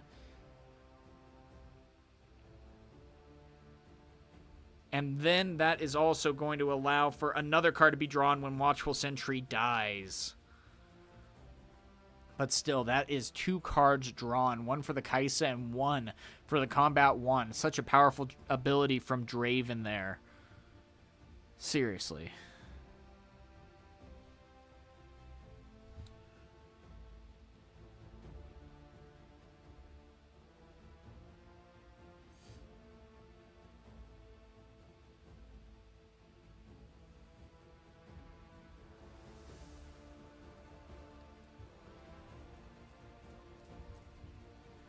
And so right now, though, this is a very tricky situation here. 4 runes still at the ready. And I mean, heck, a Void Seeker and a Stupefy would be enough in the Void Gate to take out the Ferris Forerunner.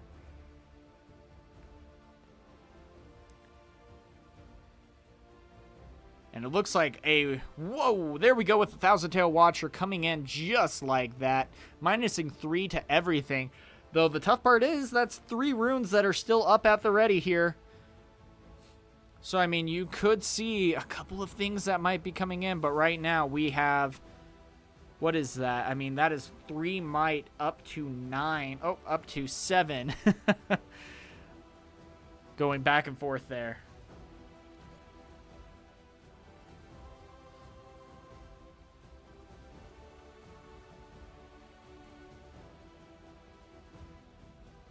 So yeah, currently we are in round number 2.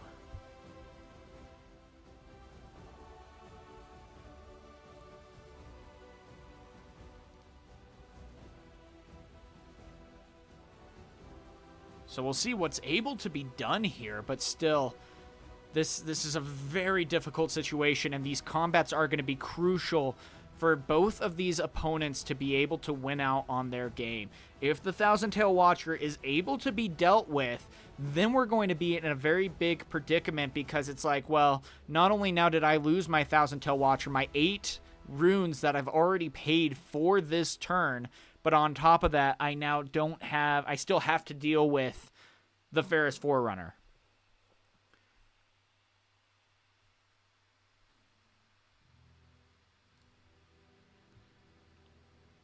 I mean, and I gotta say, I still love the Minotaur here. Very great choice. Very great choice.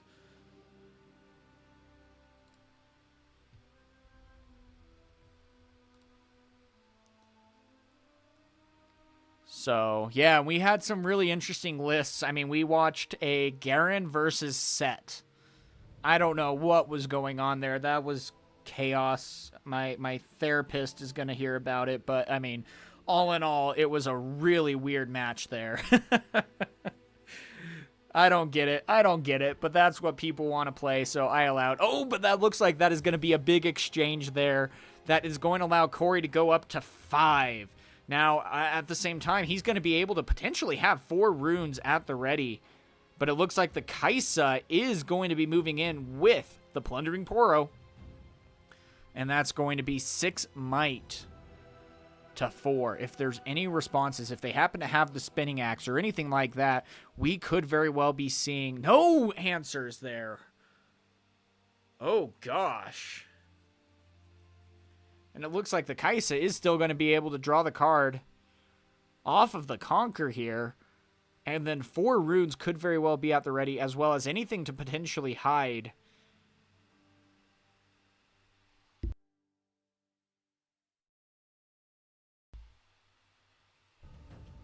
But that was a very big turn for Corey right there. But still, 9 runes in the hand of Draven here with 7 cards in hand. So could very well go for a Rebuke potentially, but again, the hard part... Yeah, the hard part was there. I am really surprised that the Poro ended up being killed there and not the Kaisa. And I'm not quite sure the decision-making there, but...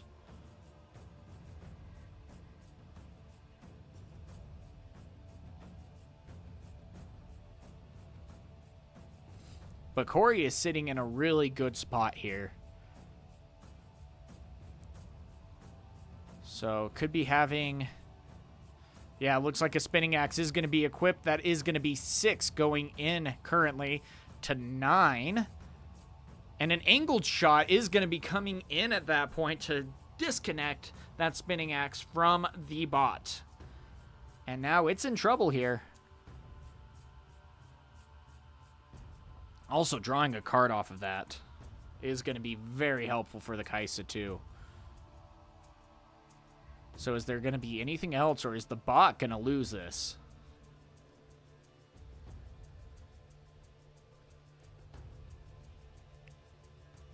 Again, these These situations are going to be very difficult to try to play through here, because any kind of exchange that goes one way or the other could make a huge difference here. And there might be a hard bargain in hand, which is why they're walking it back a little. And Padawan might be thinking, do I play the hard bargain here? And if he does, he would have to pay 4 to guarantee that the angled shot doesn't go through, but that could really slow down the rest of his turn.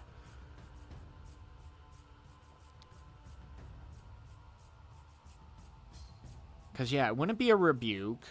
Could play a fight or flight from hand, but that wouldn't necessarily... No, fight or flight's a dead card. Rebuke would be the only thing, but it wouldn't help anything else. It would have to be a hard bargain potentially in hand.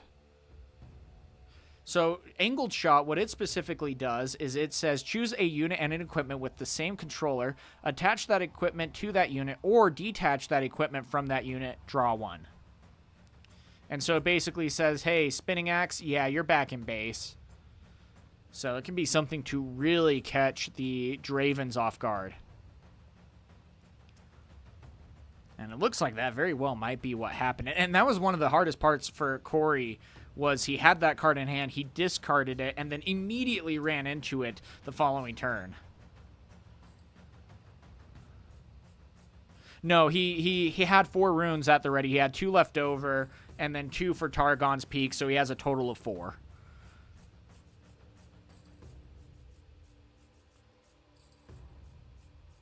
Okay, so are they really going that far back? That's interesting. Why are they going so far back now that the Poro is up? This is interesting. I wish I could hear their conversation right now. I could. I'm not going to.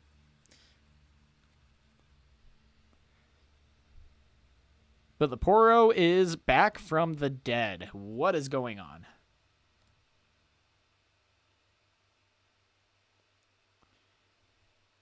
And so, again, we still have about 30 minutes left on the clock still.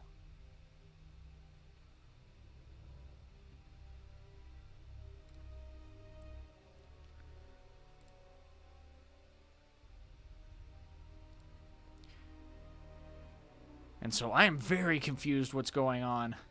But it looks like the Poro is going to die again. I don't know what's going on right now. But it looks like the Poro is dead once more with the bot being taken out. And the spinning axe might be re-equipped now to something else to try to move in. But even still, 2 more runes are still at the ready here and could potentially be utilized by Corey Millhouse. So he has to be a little bit careful on what he's going to be trying to do here.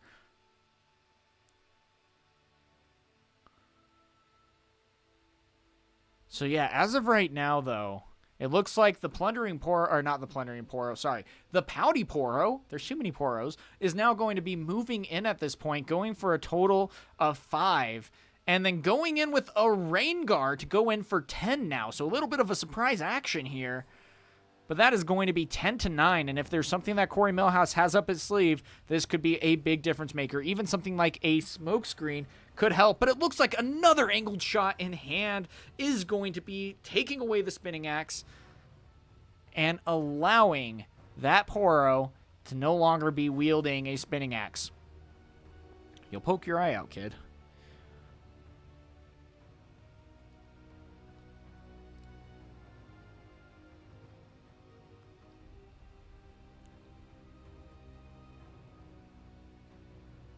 And so, again, that's going to be a big exchange there as the hard bargain finally comes out. And that's still going to be 10-9.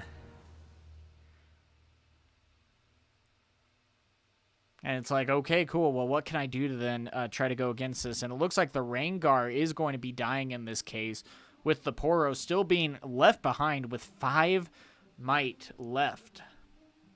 And with also 2 runes, that's going to be another 4 potentially. So they might not even need to have to hide cards here, but still, you're going to have to figure out how you're going to be able to deal with this current board state, too, because if Thousand Tail Watcher, I mean, he could get rebuked at this point. That wouldn't be the worst. Or you could also send in the bot with a fighter flight to push back the Thousand Tail Watcher, because that would be adding another card in hand. But even still...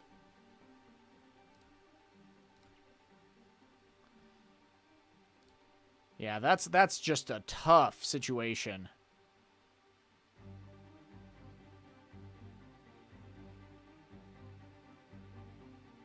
So, and he still has his Draven in his champion zone.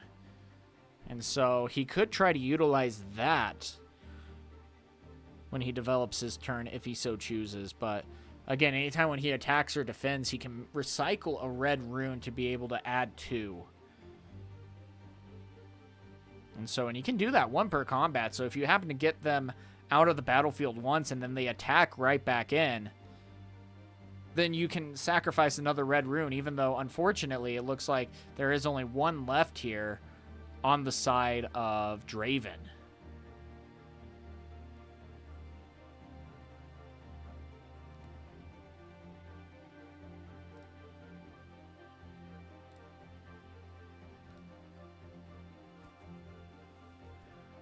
And so with a fighter flight coming in, that's going to be enough to take out the Thousand Tail Watcher here.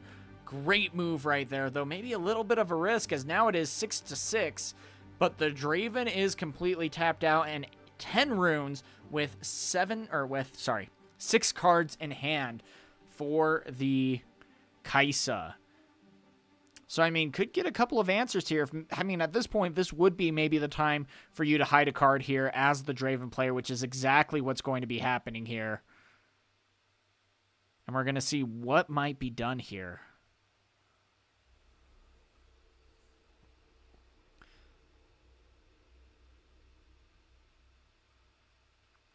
I mean, a falling star at this point would be a great turn of events, but it looks like that's not necessarily going to be needed. That's going to be another Thousand Tail Watcher now coming in. And a Hextech Ray going down onto the bot. So that, if it is a fight or flight, that is going to be, instead going to be a Tide Turner. So the Tide Turner is going to be falling this time.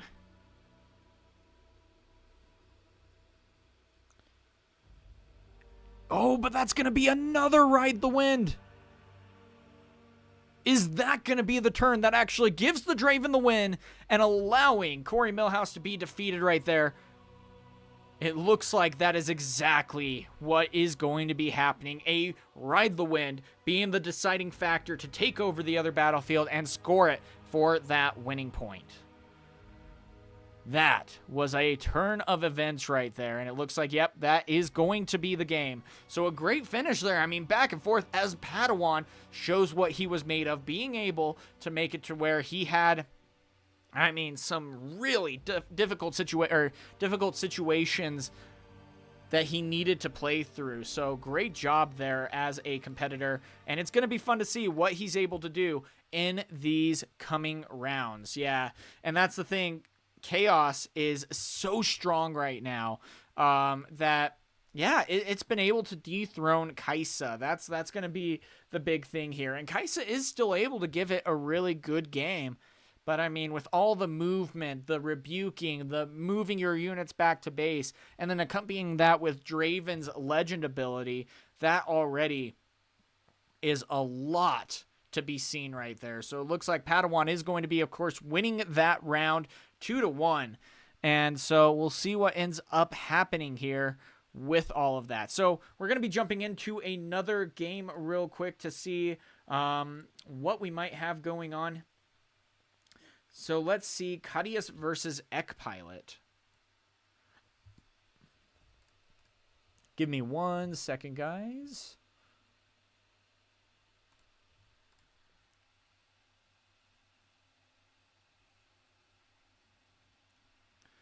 There we are. All right. So it looks like we have Jax versus Draven. So give me 1 second. I generally fix this off screen, but because you guys were already in the middle of a game and we don't know how much longer it's going to be, I just send you guys there right away. So yeah, it looks like we have the Draven then that is going to be getting dished out here And it's already 5-3 versus Ekpilot. Now, keep in mind, Ekpilot did end up winning game number 1, too. So that's going to be really fun to see if he's able to take this to his opponent and what is able to be done there. But it's not going to be an easy matchup, to say the least.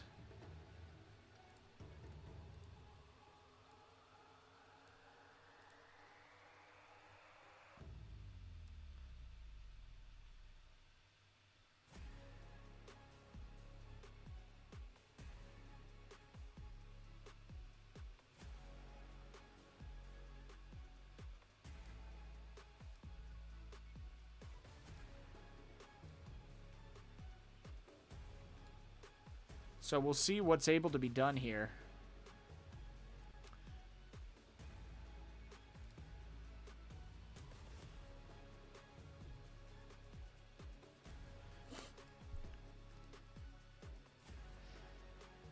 But at the same time, I really do think that Jax is slept on here.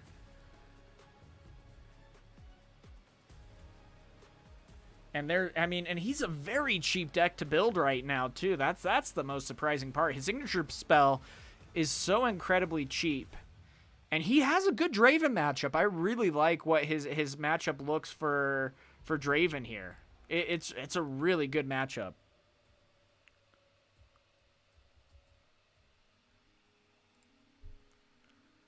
So we'll see what's able to be done here. But right now, this is already a very tough board state to try to deal with. But it looks like the first mate is going to get the Brutalizer moved over to it. That's going to be another 3 added as it moves into the Kaisa. This is going to be forcing out either the hidden card or another card to be used here at this point. So if a Rebuke is maybe dished out here...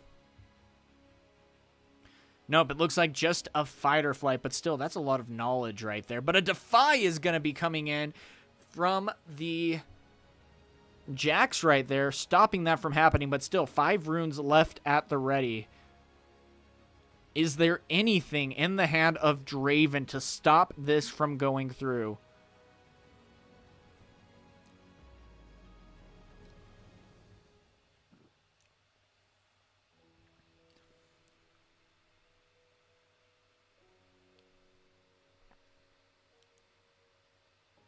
So we'll see what ends up happening here, but again, this is a big decision right here, and it looks like the Rebuke is going to be coming out. Yep, there's the Rebuke targeting the first mate. Now that still could be a combat 1. Is there going to be any other response potentially here? Doesn't look like it, but you can now recycle the 1 to add it to the Jax, going up to 8 and maybe trying again. But again, every time you give that Draven that 1 victory, that is another card in hand that can then be used later in the game. I mean, it's just such a powerful ability. But it looks like still getting that win is going to be a huge help there. Now moving up to 5 points, an even game. But you still have Draven and Darius in the back. But, I mean, gosh, great move right there on being able to move back. But you need to now have the answers in your hand to be able to deal with what board state Draven could be setting up in this next round.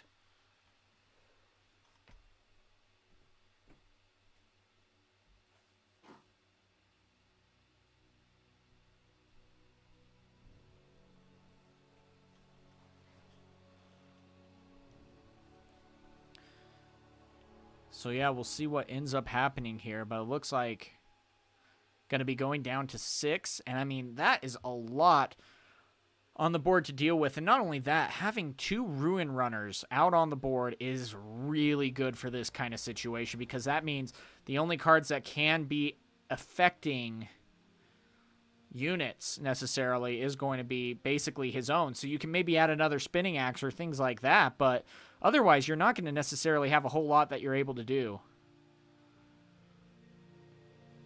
Because, yeah, you can attack in with Ruin Runners at this point. And you're going to be in a really good spot. But it looks like, yeah, oh my gosh, so instead, Cadius is going to now be backing everything out and saying, I'm at 6 points, You now have to deal with it. Now, here's the big thing. If Jax has his signature spell, then the game could very well just be over. Because it prevents combat damage. And so if by some way he is able to utilize that, that could be a pretty big difference maker. But still, the 2 cards in hand. But it looks like the Ruin Runner is going to be moving in, going to 6.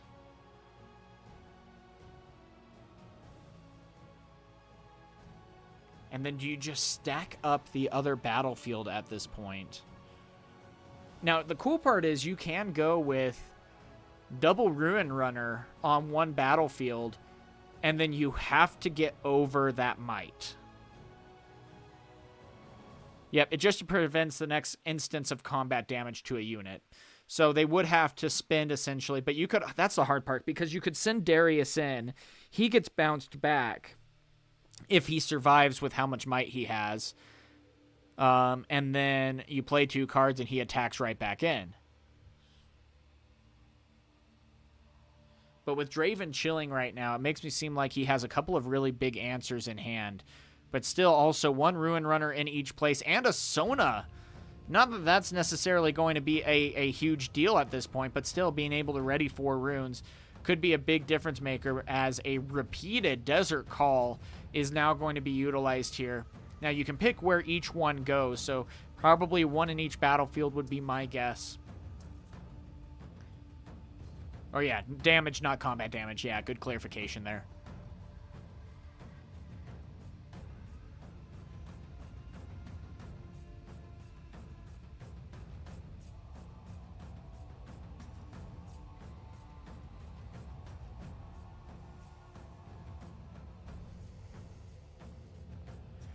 And so now it is all in the hands of Draven. And I mean, gosh, you have 7 runes at the ready for the 1 card in hand.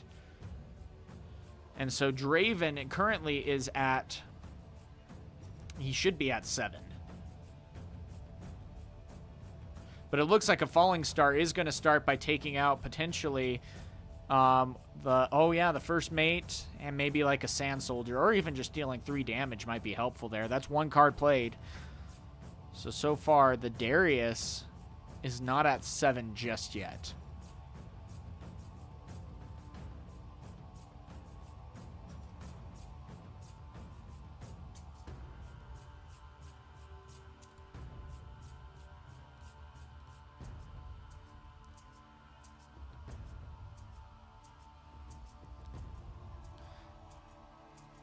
But it looks like they've only determined 1 target so far.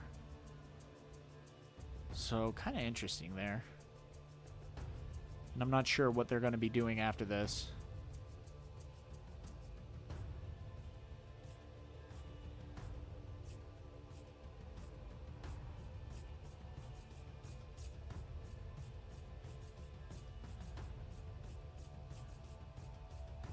So here we go with a not so fast. Yeah, so that's going to be a big play right there. A not so fast stopping the Falling Star. You got to imagine that was a hard choice to make at that point. But still, there comes the Darius as the second card. That's going to be immediately 14 might between the 2 of them. And the Darius does count himself at that point.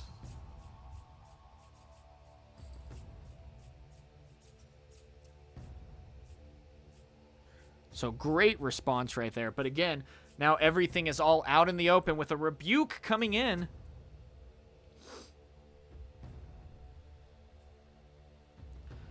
And so let's see, that's 14, 18, 19, 19 plus 7, 26, 29. 29 total. So it looks like the Draven's going to be moving in. He will have to sacrifice the rune to be able to go up to 9 at that point.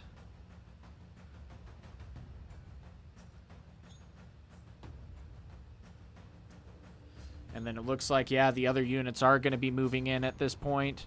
1 card in hand. What could it be? But it looks like that isn't going to be enough for the answer. It's just going to be a Jax in hand. So, yeah, unfortunately, that is going to be a win for Cadius and we will see what ends up happening here next. But anyway, with that, I think we still have another 2 games that we're still waiting on. They have 10 minutes left in the round.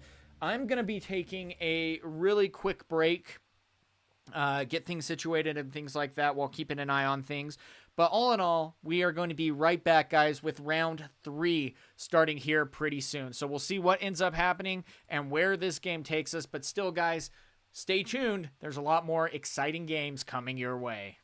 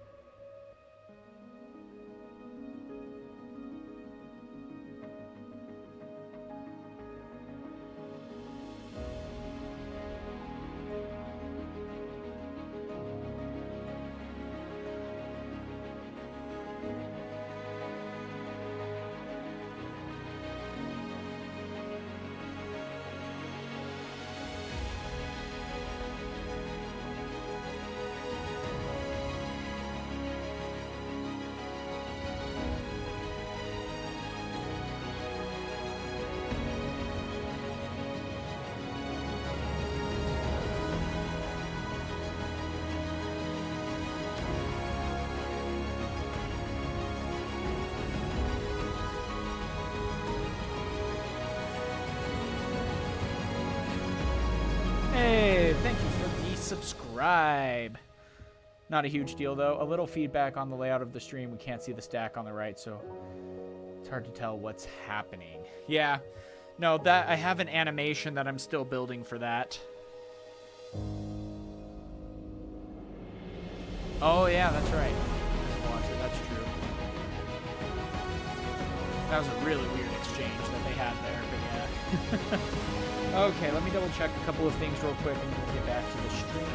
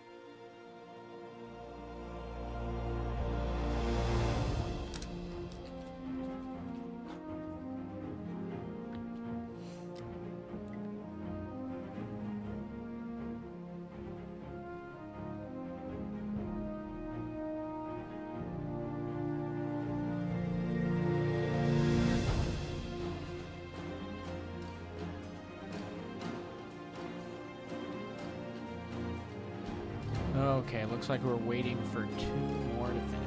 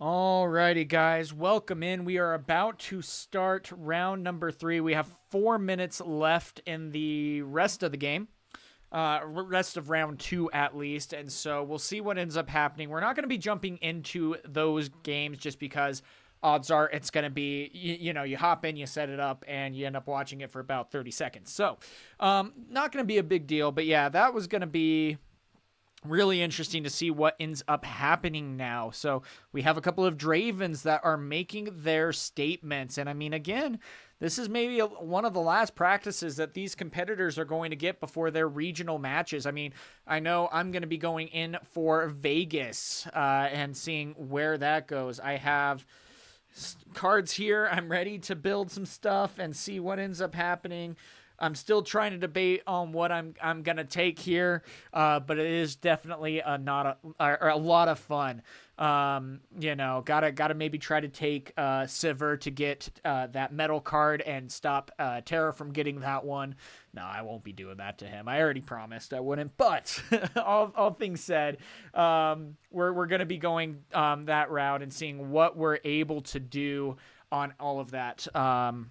It's going to be really fun, and I still am trying to figure out how I feel about this meta, because I really feel like if Draven just had a bit more of a normal legend ability, where it either was like draw a card if you win a combat once per turn or something like that, then it would be a lot more stable of a meta, and I feel like it would be even that little bit more wider. The hardest part, though, is Draven is very cheap to build. Outside of the spinning axes, everything else is actually pretty cheap.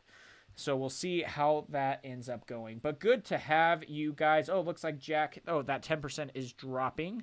Good. Glad he told me right before we started there. So yeah. Anyway, guys, this is kind of just so I kind of just shoot the breeze so you guys don't have to be bored with a screen. So yeah, we're just kind of watching the round timer, making sure everything is reported so far. Let's go ahead and take a look at the bracket real quick. The answer is obvious. It's Garen is going to be the top deck of 2026. We're calling it now. So anyway, with that being said, we still have Siri that is doing really well in these matchups right now. He's actually a Euro player that is playing all of this out. Terra going 2-0 again, meaning that he is definitely going against a Draven. There's no avoiding that, just how it is. Not really, but he probably is. Then not only that, we have a lot of other really awesome games that are going on. Looks like even like Cadius and Ek Pilot calling a draw right there. So we'll see what ends up happening. But, I mean, Siri's looking pretty good. He's already done really well in past tournaments. And we'll see what happens. But he's pulling the all-nighter. Siri just said in chat, we do this till the end, 4 a.m., here we go. So He's still youthful. I'm not. I'm an old man. So I lost the ability to survive on 2 hours of sleep. Oh, that was such a good superpower to have back in my 20s. One that I really regret losing in this case. But still, taking a look at the leaderboard right now, we have Terra in first place, Padawan in second, and even Siri now in third. So we very well might only be, well, we might actually have 4 rounds still to determine a winner here.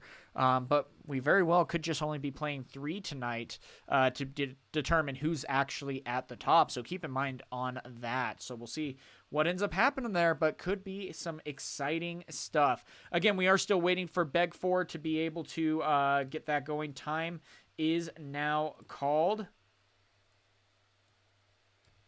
So time to get that going. So we'll see. Hopefully they are gonna be done.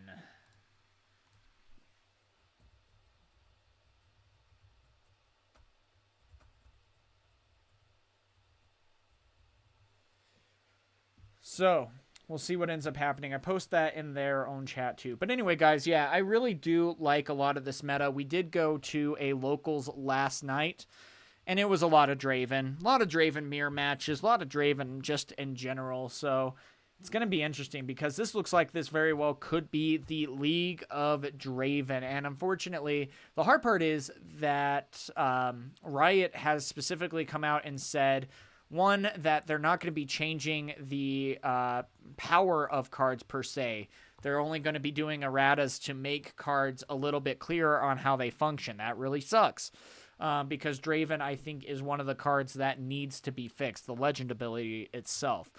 And then secondly, on top of that, yeah,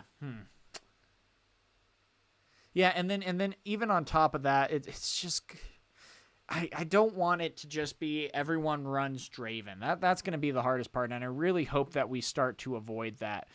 And I also don't want this to become a meta where everyone just plays the legends that don't have the downside. Like, you know, for example, Civer, it has that caveat where it says, hey, if you sacrifice a gold, or if you pay the power cost, then you make or recycle a rune. Sorry, words are hard. When you recycle a rune, then you create a gold and then tap the legend. Okay, that's really awesome, really powerful ability, but it has that little, little twist there. So we'll see. But then on the other side, then you also have like something like Aurelia that has the same kind of thing. We also have Fiora that says that as well, that you are able to channel a rune exhausted when you have a mighty unit, and then you tap Fiora. So you can't do that every single turn. You know, even Jax, you can't just move around things like crazy. You can only either attach an equipment for one, or, you know, you guys get the point. And so that's the hard part. I just really feel like that's something that maybe needs to be changed or looked into a little bit more. But that's going to be the hard part. And so I really do like where this meta feels. I feel like we are adjusting to the Draven meta decently well. It still is the best deck, though. And the thing that made me a little bit mad about how Riot responded to it was they essentially said, we're not going to change anything, but also you guys just aren't building your decks well enough, kind of thing. And it's like, whoa. And not necessarily saying, hey, sorry, we made a broken card. Let's take a look on how we can fix this. But instead just flat out said, hey, you guys just aren't building decks enough.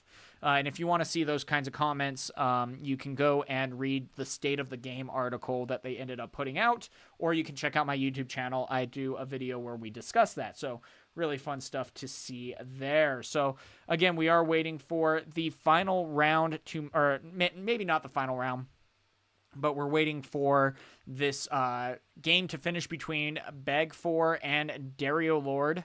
So we'll see what ends up happening. But and it might be the thing, yeah, that purple is too strong. No, I totally get that. But it also, it might just be like next set, purple doesn't necessarily get a whole lot, but then like green and blue just get that power increase. So now purple, blue, and green are now, or whatever the colors are, are a lot more of the powerhouse. But this is also the scary part because then we could start getting some really bad power creep going. So we'll see. Yeah, Dave Tron said that in his opinion, PVG is a very weak set of cards. Yeah. So, yeah, that speaks for itself right there. And that's the hard part. And then look at the meta, you know. Annie is actually still a really fun deck. I played Annie on Saturday, and the problem was it does struggle a lot more with the card draw, unfortunately. But it still was a really fun deck to be able to play. And I was this close to taking it to Vegas, but I don't feel confident enough with it in the Draven matchups. That's my biggest worry there. The extra 2 runes, it does give it a very good matchup into Draven, because you do have a lot of things that you're able to do with that information. Downwell, I am so tempted. I want to play. I'm going to be bringing it to my locals for sure. I really want to play Downwell Ez. I just think that is such a fun combo to play. But that's the hard part is, yeah, it's definitely a tough deck to manage already just with the miracle side of things. So we'll go from there. But yeah, I'm going to be curious, but let's see. You can also use 2 beasts below in chain. Ooh. Oh, that's interesting. That would be Downwell spam, yeah. No, that'd be really fun. If the other colors had better draw options, they could stand a chance versus purple, but purple sees their whole deck. It's so consistent. Well, and that's the thing. And that's why the miracle side of things, I mean, you see like in Civer, they're running the 3 Ezreals. Miracle Draven runs the 3 Ezreals and the 3 Discord. You know what I mean? Seal of Discord. And that makes a really big difference there too, because it's like, cool, well, I just got I drew a call shot, yay, and now I get to look at 4 cards and draw 2 of those for essentially free, you know, and that is just such an advantage that they're able to have, you know, and so we'll see how it ends up going. So that's the hard part, because I think also miracle decks in general are going to become a little bit more popular. And if you're running purple, you can essentially make a miracle version because you have the Rashas, you have the scrap heaps, you have, you know, all of that stuff that you can put into the core of purple and then pair that up with any other color that is in that color coordination with a legend. And so that's the hard part. And Draven does it really well just because you're able to draw a card. And so we'll see. Stop leaking the tech. I thought miracle decks were common knowledge at this point. Are miracle decks not common knowledge? Well, because let's see, we have Ezreal or Miracle Ezreal, which is essentially, and you could do Miracle Ezreal as Downwell. Civer can go Miracle, and Draven. I think those are the 3 big ones that go Miracle. Though Draven, I mean, I don't like the battering rams though, because it's a very situational thing. So we'll see. But yeah, it's going to be interesting. What is taking these guys so long? All right, let's see. I'm going to hop into their game. Let them know it was time. So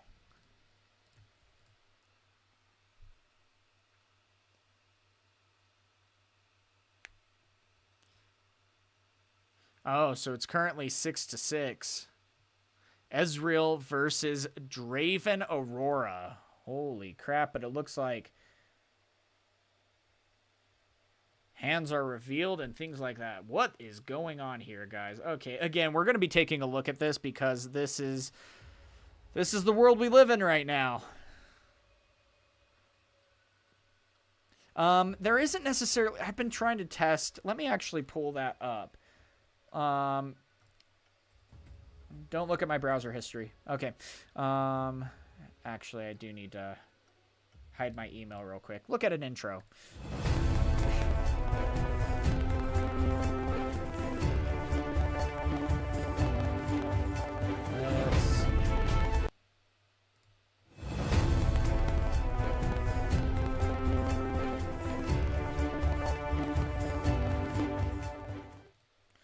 Okay, so this is Miracle as. Actually, let me get you the link. I do need to edit in Builder and save it publicly. Just so you guys can have it. Oh, yeah, it is public. Okay, good. But yeah. So I only run 2 because that's all I have. Also, I don't like running 3. It doesn't feel good. Because you can really brick your hand if you have too many seals. But yeah, I really like this deck and what it's able to do. And then you can also add Downwell to this deck if you so choose. I mean, you could even take out like the Ride the Wind for the Downwell. Still play testing this a decent amount. It's also a very complicated deck to try to run sometimes. I'm not Ezreal in Vegas. I'm still Ezreal. Also, add just hit. What do you mean add just hit? What does that even mean?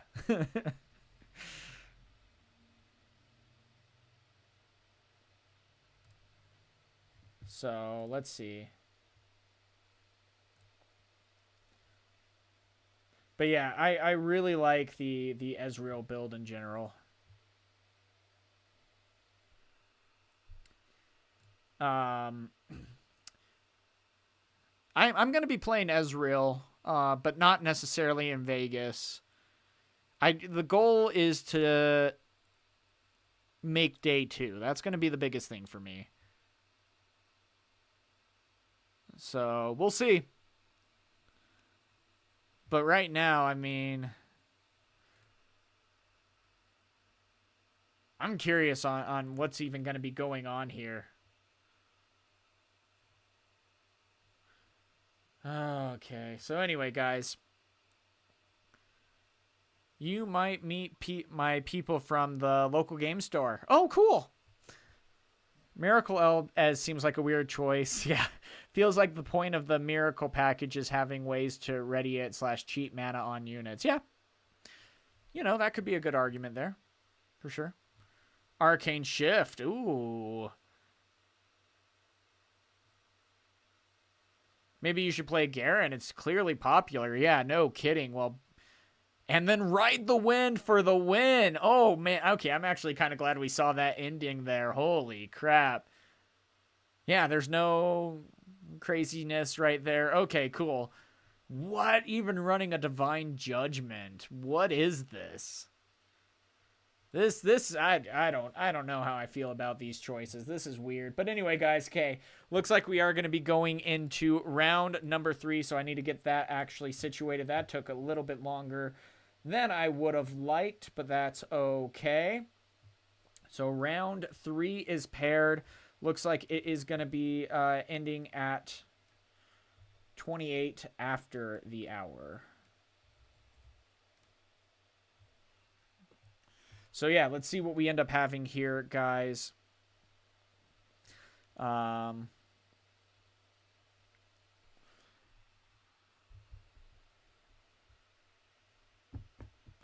was I'm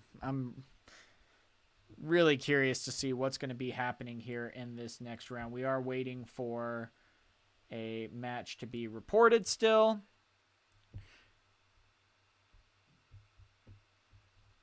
Yeah, that's going to be the big thing. Everything just falls to... There's so much different gear removal. I mean, heck, now salvage is up to $6 on TCG Player. It's an uncommon, but still definitely one to be watching out for. So it looks like we have Terra versus Ekpilot, Beg versus Eagle, Padawan versus Siri, and Cadius versus Corey Millhouse, as well as Gameslayer, Sundays, and Wolfman to Dario Lord. All right, so I think we might go Padawan and Siri here. That's going to be a Draven versus Aurelia, and Siri, I mean, is a very good competitor here, so we'll see what they are able to do. But guys, again, this is going to be a fun match, I think. If there are any ones that you want to see in the next round, always feel free to let me know here, and happy to figure it out for you. Always happy to cast what you guys want to see too. So... But still, yeah, we've had some really good matches. I'm really sad, though, because one that we're missing is Vit. He plays a really, really fun Ornn deck that runs Blue Ezreal and Pit Crew. And it's just a blast to... I've played it a couple of times. It's really fun to pilot, really fun to play, and just absolutely love to be able to pilot that. And it's a really cool deck, and when it hits, it can really shut down your opponent. If it misses, it can be a quick match. But, oh, whoops. So yeah.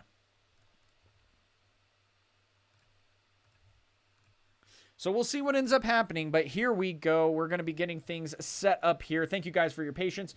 We are going to be going into game number 3. So this is round 3, going in with a Ciri versus, I want to say Anakin. No, it was Padawan. Sorry, he was never a master. Anyway. So yeah, just getting some things set up on my end, and then we'll go into the game.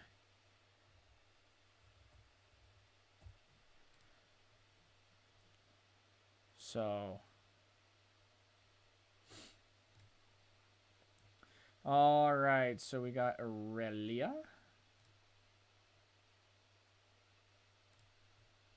And Draven.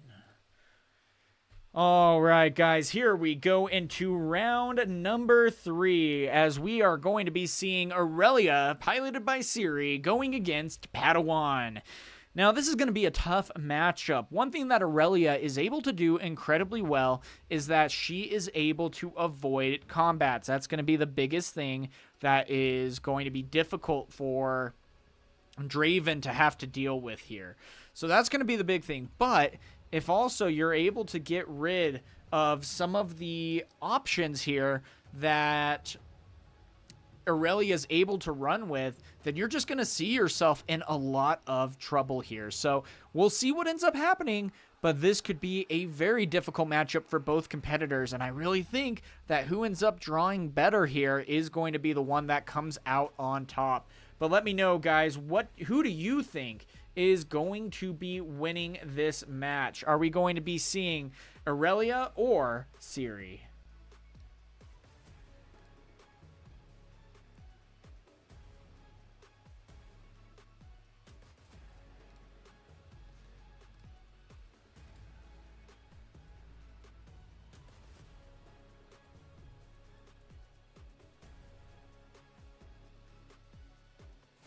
So here we go, guys. If you are on the Twitch, you have the ability to vote in a poll. So feel free to vote on who you think is going to win. A poll will close in 3 minutes.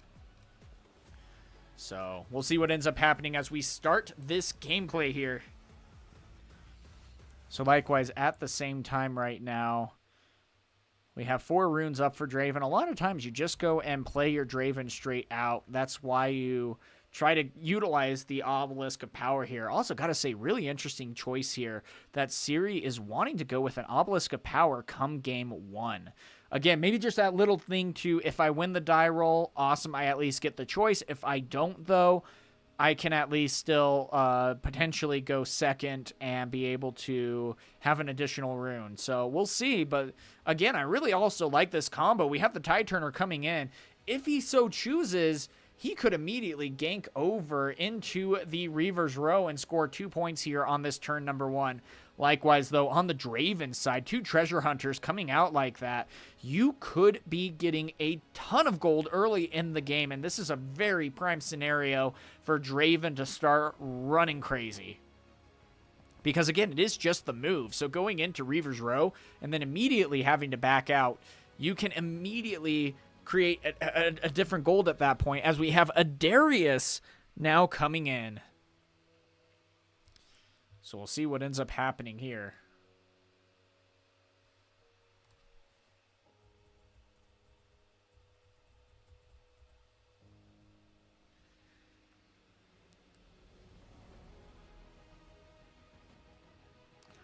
So again, we'll see what ends up happening, but right now there's one rune up here, and Ciri's at least going to be at the points to get ahead a little bit. The boots are going to be equipped and immediately moving over. That's going to be a 4-mite as the treasure immediately backs out, creating another gold. And again, this is going to be the insanity here.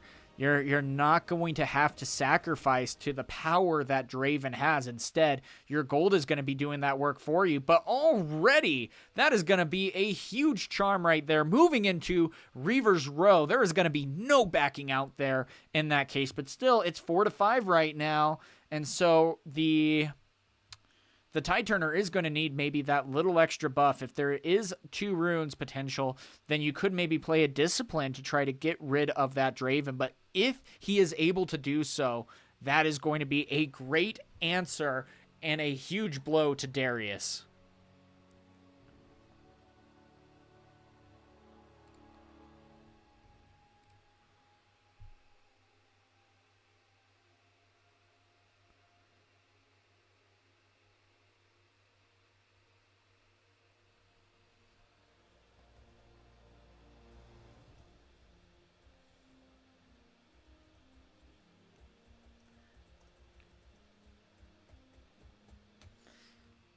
So again, this is going to be a big turn, though, and they're at a pause right now, which is a really interesting situation here. I didn't... anytime we're at a long pause, I'm always... Okay. Okay, let me see. They are calling for a judge. Hello. Oh, wait, 1 second. It's not going through the right speaker. Okay, now it is. How's it going? Very good. I'm just confused about the situation. Yeah. Okay. Yeah. So we have to gain work again into the subject. Yeah, I'm looking at your guys' board state right now. So what I did is I went from this battlefield over to the other battlefield with my Wizard's Swiftness. Yep. He had a treasure hunter at this location and decided to move it back. And then after taking the point, I decided to charm the Darius too. Yes, sir. So Darius is the attacker here, right? Yes, correct. Yes. Yes. Oh, okay. So I thought this was called surprise defense, like Ryan doing. Oh. I get what Yeah. you know what I'm saying? Yeah, not in this case. And so, Reaver's Row would technically be applying even for like the Tide Turner here, technically. Got you. Okay, thank you. Yeah, no problem. Okay, yeah, so there was an actual judge call there. Anytime there's a long pause like that, I'm like, okay, cool, let's see. But yeah. Or he could, since he's the defender, I didn't think that the Reavers was the defender here at this point. I thought that the... No, I thought that Tide Turner was the defender. In that case. So, but yeah.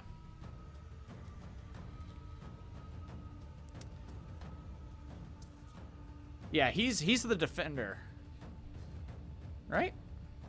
Yeah, Tide Turner's 100% the defender there. He was there, and the Darius moved in to Reaver's Row as, you know, pretty much it says move a unit here. It becomes the attacking unit. So, yeah. No problem. Whoever contests the battlefield is considered the attacker. Tide is the defender. Yeah, exactly. No problem. That's the hard part. And that's why they even called the judge or a judge on that. Because it is such a weird scenario. And the hard part with that, too, is because I'm always like 90% sure normally on how the rules work.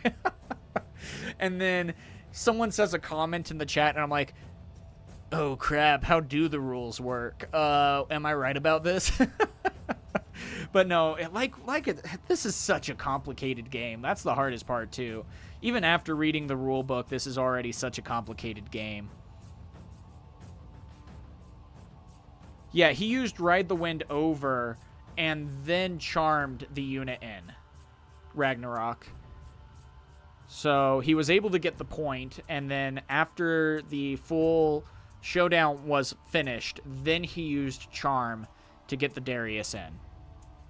But it still looks like that we have another Darius that is here at this point on the board after already having to deal with one. But is there maybe another charm then that is going to be able to take care of this Darius? But already, yeah, it definitely would help if they worded the cards correctly. They did hire someone, or they're hiring someone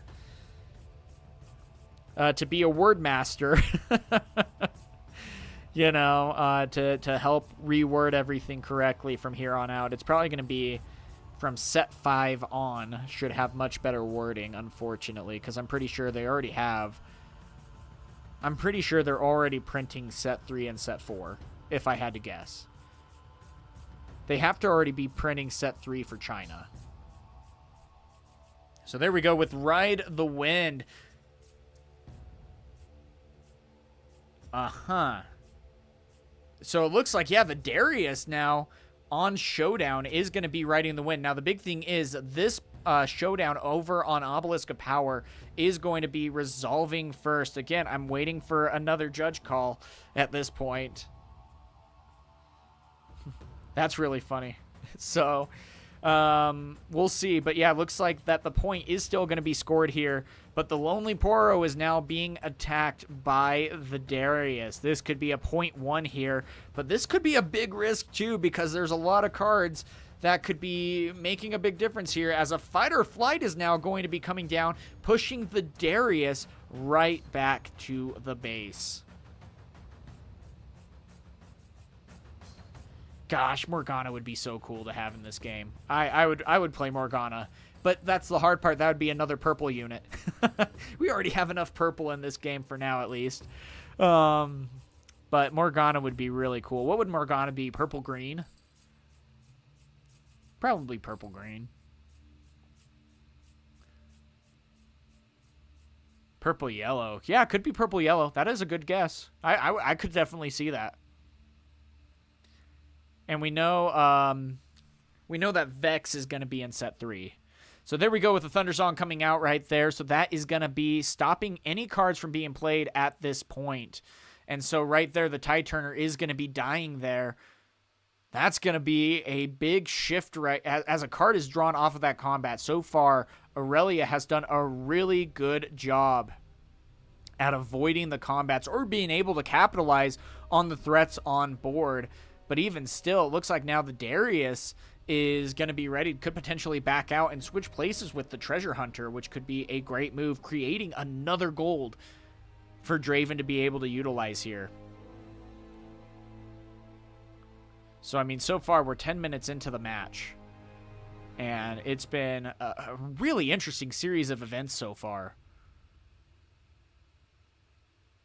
And it looks like that's going to be a pass with a ready Darius, but that is a tapped out board state. So if there's any way that you can then deal with the Darius and the overzealous fan, the Darius could fall. And that is something that we got to be careful about here, because this is a big risk. They have the opportunity to move the Darius back, but it looks like that is not going to be happening. One thing that I really do like, too, Siri has done something really cool for the community where he's designed legend cards with alt arts, essentially. He's designed his own alt arts and taken League of Legend artwork and placed them with the legend borders and everything. So he made like a really cool-looking Space Kaisa and a couple of other units that just look really cool. And you can substitute those on TCG Arena. And so, yeah, there we go, just like that, moving in. So the overzealous fan is going to be activating, but not so fast is going to be coming in and saying, nope, that's not happening, my dude. So that's going to be a sacrifice that is not felt there, and Aurelia gets that point, going up to 7, and then going to have a card that is hidden there. I mean, this is exactly what they needed to do to be able to deal with Draven. And, I mean, that Obelisk of Power has been able to really help out. So a stacked deck is coming down to be able to deal with maybe trying to get an answer. You could go for a Rebuke, happily paying the deflect cost to get rid of Aurelia. But even still, that's probably a fight or flight that's going to be face down. And Rebuke only targets on battlefield. So you got to be a little bit careful about how you go about this. So yeah, they are currently playing on TCG Arena, and it also has a great way to be able to play against random people. You can create your deck on piltoverarchive.com, or really anywhere that you are able to create Riftbound decks, and immediately import them in and go against random people. You don't even need to have a profile.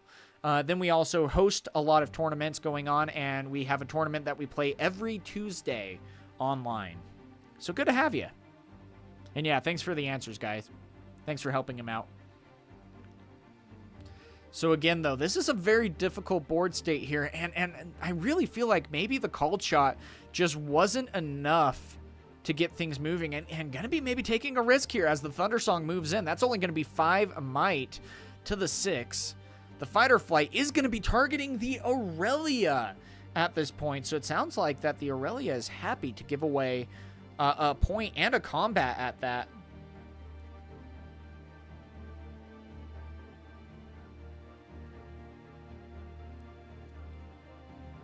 And then with that, now the rest of the turn is going to be pretty much out in the open. An accelerated Kaisa now moving into Reaver's Row.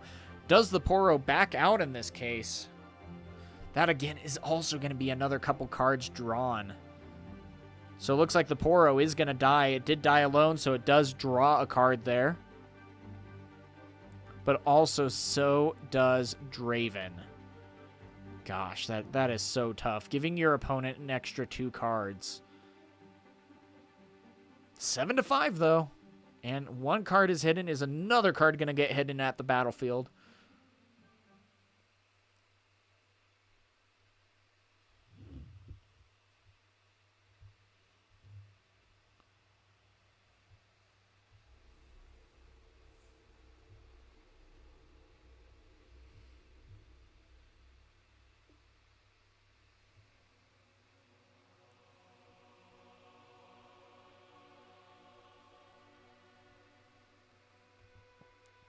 So yeah, we'll see here.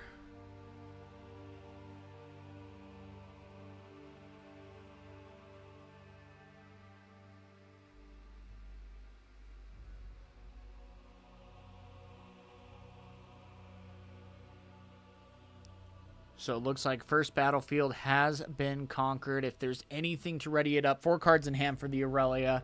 But you still got to somehow deal with this board state right now. And if, I mean, the face down, it could be even a switcheroo here. But it looks like a Guardian Angel is going to be coming in. And it's going to auto-equip and use the Aurelia Legend ability to ready it up. Moving over for 10. And even if there is something in hand, or not in, from the hidden card, there's still 3 runes up. So you could potentially even have a Rebuke. So it looks like a Tide Turner is going to be moving in, so that's going to be switching with the Kaisa. And you could also even be attaching a Spinning Axe on top of that too. Gosh, there's so much here that could be happening. But also, the signature spell from Aurelia can be some of the biggest swings in this deck, so...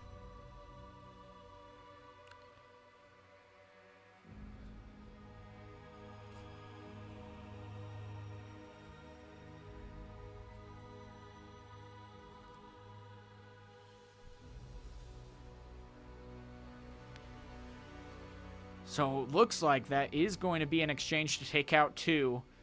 Still with 2 cards in hand, though. Going to be able to play 3. That's going to be a Boots of Swiftness.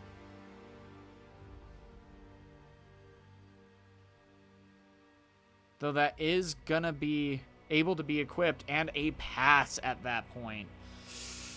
Oh, man. So, it could very well be that this final point for Siri is going to be so difficult to try to get.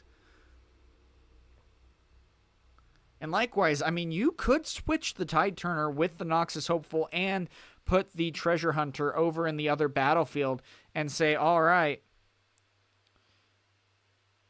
And I'm wondering if he did equip it just so that he could have the extra might in case there was a falling star or something like that.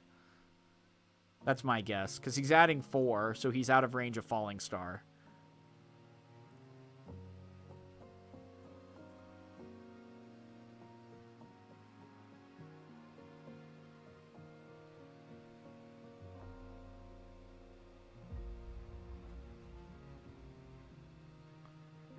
So we'll see what they're able to do in response with this. That's a big risk. I mean, yeah, that's the hard part, though. With so many runes in place, the last thing you want is for your one unit to die by falling star. So it's like, yeah, you have to sack a rune at that point. Aurelia is going to be ready, so at least can go into Reaver's Row, get that guarantee. But then you have to have an answer to be able to move over to Obelisk of Power and take out the units there. The Draven's going to be able to sacrifice a rune. The Rengar is being played maybe a little bit out of desperation. But still, 2 runes left at the ready. So the Aurelia is immediately going to be moving into the Reaver's Row. That is going to be a card drawn off of that too. So maybe another answer, but still with only 5 runes, you guys are exactly right about how difficult that's going to be to try to continue to get in.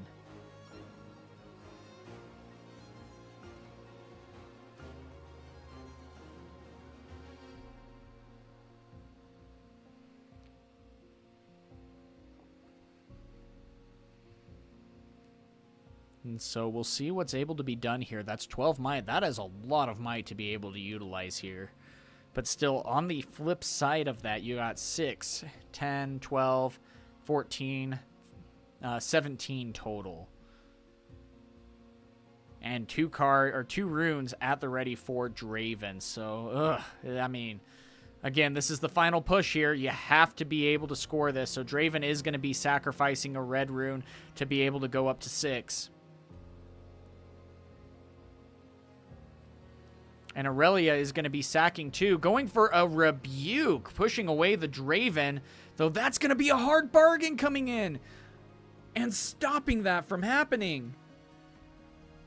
Now, the last hope is going to be that they have the signature spell. Oh, but they have a Defy. Oh my gosh, that is about the series that you needed to have to be able to win this battle. Draven is tapped out and is falling to Defy here, pushing back 6 might at that point.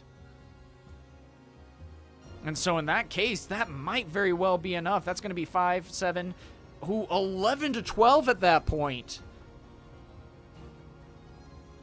And so it looks like Aurelia is barely going to win it out here in game number 1.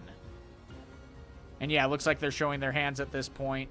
Oh, there was a spinning axe. But yeah, it's like wherever you do attach the spinning axe or anything else, it's like, yeah, great game by Aurelia. A great answer there. And gotta say, really impressed with what they were able to do in this competition here. Again, that was game 1 going to Ciri here against Draven. And that final point was so difficult to try to reach. But guys, I mean, we potentially have 2 more games here as the competitors' side deck. And so Draven, I mean, that was a really good showing. But now that Draven is going first, we've already had Draven is now going first. Obelisk of Power was already used by Ciri. And so that's kind of an interesting choice because normally you use that as going second.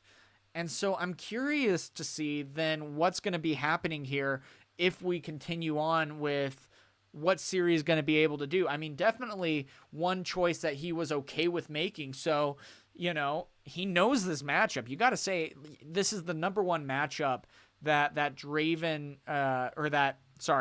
Aurelia has been playing here. This is the number 1 matchup that you're also going to see. And so we'll see what ends up happening here. Oh, and it looks like the Blade Dancer Aurelia has the alt art card that he created. I love that. Gotta say, just looks really good. So we'll see what ends up happening. Looks like they're just now finishing up side decking as we are going to get into this next game. And yeah, that was the big thing. If he didn't go, if he was okay with the hard bargain being defied, or no, if he never played the hard bargain, you can't defy a gear in that point. And so you're okay with losing the Draven at that point, because you're still going to be able to swing somewhere else. And so that was a really hard choice. But even still, if the opponent had an unguard after that, that would have been another 3 swing, which would still be up +1. So probably was keeping that into consideration and decided to go on the hard bargain. And the final card happened to be the Defy. And so that's the hard part. It's like, yeah, is it a defy? Is it a hard bargain? Is it a unit? Who knows? That's the hard part. And then the big thing is sometimes you do just have to find out by doing it. And unfortunately, the mistake just did not secure the win there. But it looks like right off the bat, we have a Tide Turner that is coming down onto the battlefield for Aurelia.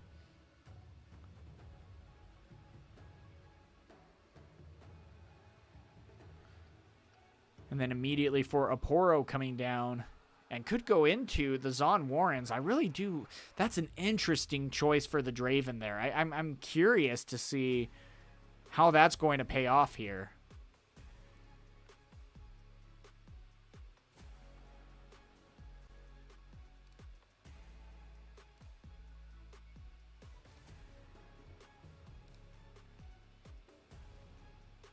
So we'll see, but again, this is going to be really interesting.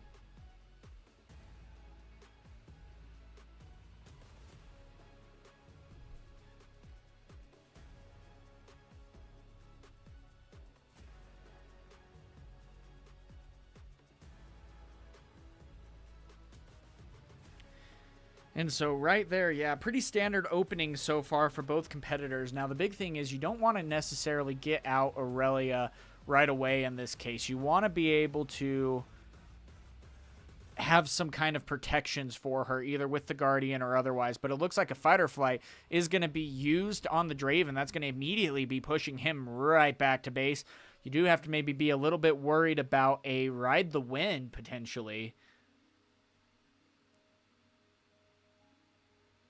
But it looks like a Kais is just going to be accelerated and run right back in. So is there another answer here? Maybe even a signature spell. Because again, if the signature spell comes in, that would be then 4-2 at that point. But it looks like 2 are going to be used. A Discipline coming in to go up to 4. It is a tie game at this point with 1 rune left at the ready for the Draven. And it looks like that is going to be a trade as the Poro then pulls back to base to try to fight another day. You got to be worried about the Aurelia coming in at this point, but it looks like both the combo pieces are going to be dished out. And yes, you definitely want to be equipping that so that you can be prepared for the fight, though it looks like it is not going to be moving into a battlefield here.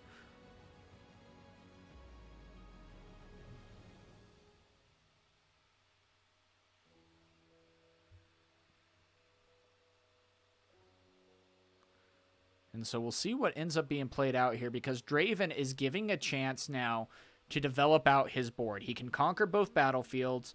He can go in and hide some cards, build up his base, whatever else he really wants to do. I mean, he could go into both battlefields, play out a Forerunner in base, and then hide 2 cards, and that would be a great turn for him. Zon Warrens is going to be allowing him to discard the Treasure Hunter. Great option there. That is a dead card come mid to late game. Though not maybe not necessarily in Aurelia, but you are still hoping for better stuff there. So we'll see what other defenses they're going to be able to set up here as a Draven player.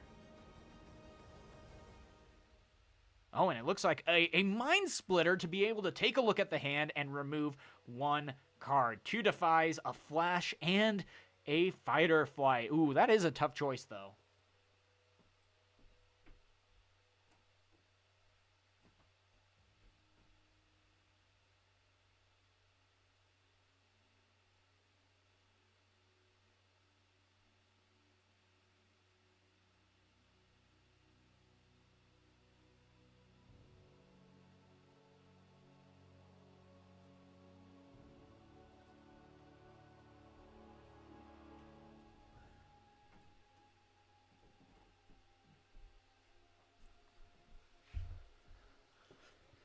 So yeah, we'll see what ends up happening here. Still a very difficult choice. Wow, I went to go get some water, and the choice still hasn't been made yet. I mean, sometimes that's just how it is. This is going to be just... That's just going to be how it is. And yeah, I signed up for the Aurelia box set. I'm hoping, man. I want one. Those look so good, and they're priced really well. It's kind of crazy.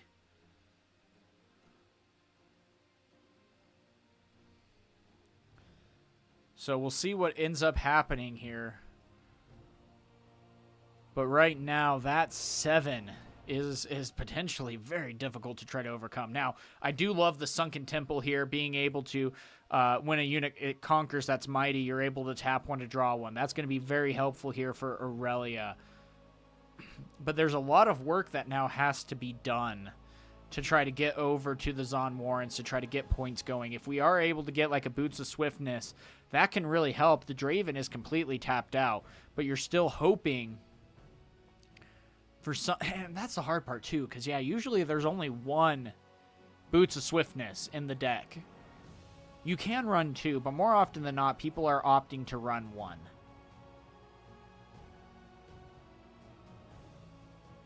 Looks like in this case, though, the Charm is going to be coming in.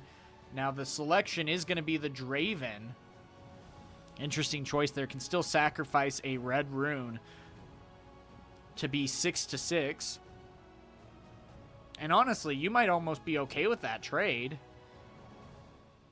because then you go back to base. But it looks like an Unguard's going to be utilized here to go up to 9. But will the Aurelia then be spent as a legend ability to then move over?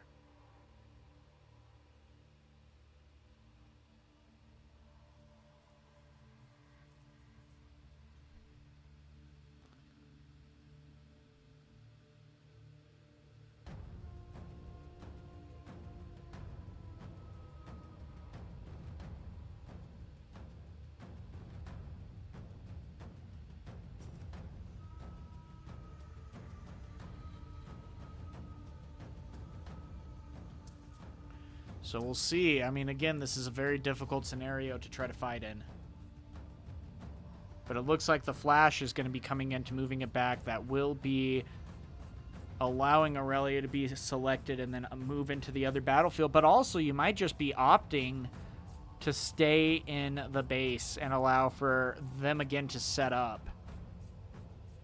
But it looks like they are going to be opting into readying Aurelia and moving right back into the Zon Warrens.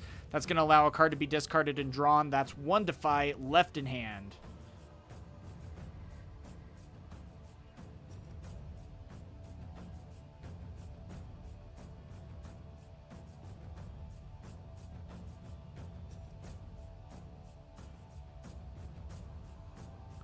And so an Unguard's going to be coming in at that point. That's going to be adding 3, going up to 8. This is going to be maybe when there's... Oh, it looks like 4 is going to be tapped at that point. A hard bargain for 4, meaning that 4 needs to be paid, but it's going to be defied with the final card in hand.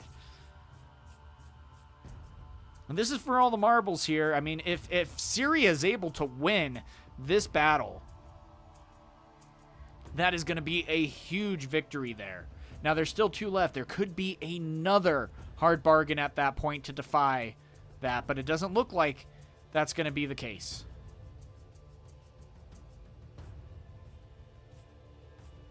And so, yeah, it looks like everything is going to be going through, but a fight or flight is going to be selected, and having to pay the deflect cost for that, too, is going to be a lot, but that's going to be a 1 combat in that case.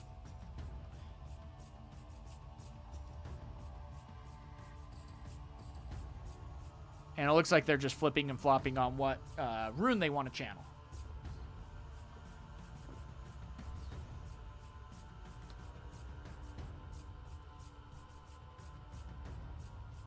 And so we'll see what ends up happening.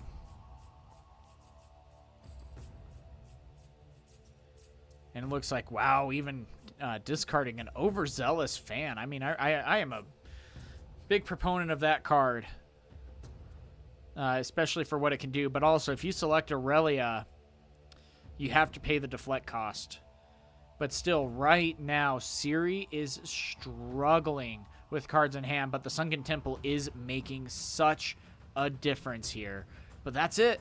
It's going to be 5-4 now, and there's potential that, right, yeah, the board state is going to be dealt with here for Aurelia. And so it looks like a stacked deck is going to be starting here for the Draven.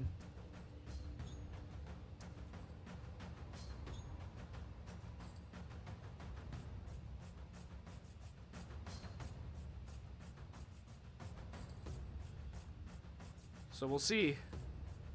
But I'm still kind of worried about this board state for Aurelia. She needs more cards in hand to be able to deal with the bombardment that Draven is able to do.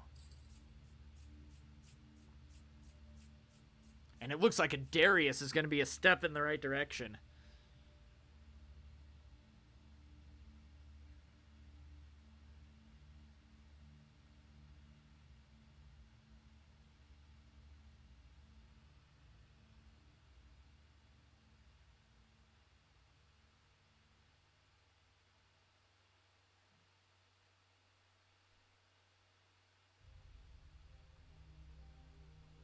So we'll see what ends up going on here. But right now, the Discipline is going to be coming down. That's going to be adding 3 at that point, going up to 8. And with only 1 rune left, there's not necessarily a whole ton that can be added to that. So the Darius is going to fall there. That was a very big risk that is not paying off as the Mind Splitter is moving back. And Civer's going to be going up to 5 and potentially 6, but with 9 runes. Again, biggest thing is trying to figure out now, how am I able to go back and forth? How can I grab both of these battlefields here and still be able to defend what I need to defend? Could also even go over and try to get to 6 and then pull back. But a double Guardian Angel is going to be a great step there.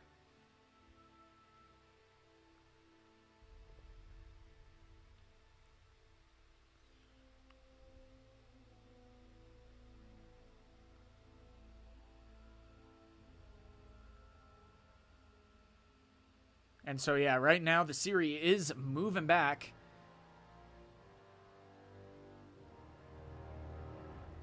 And then we're going to be moving in.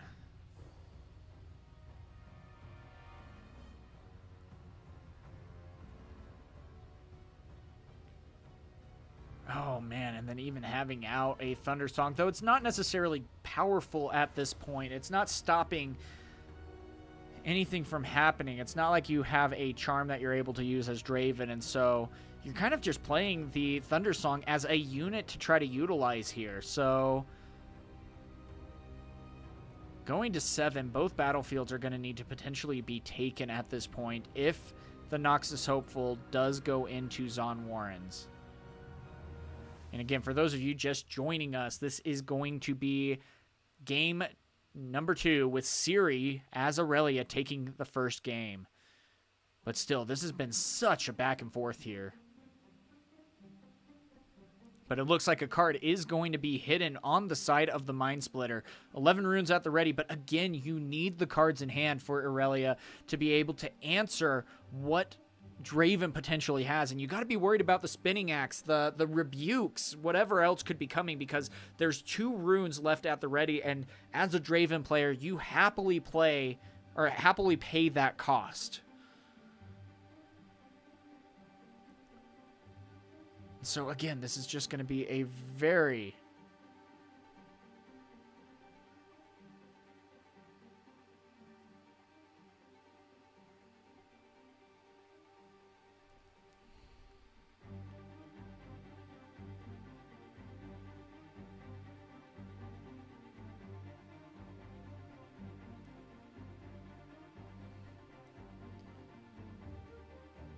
So it looks like a Defiant Dance is going to be coming in right there.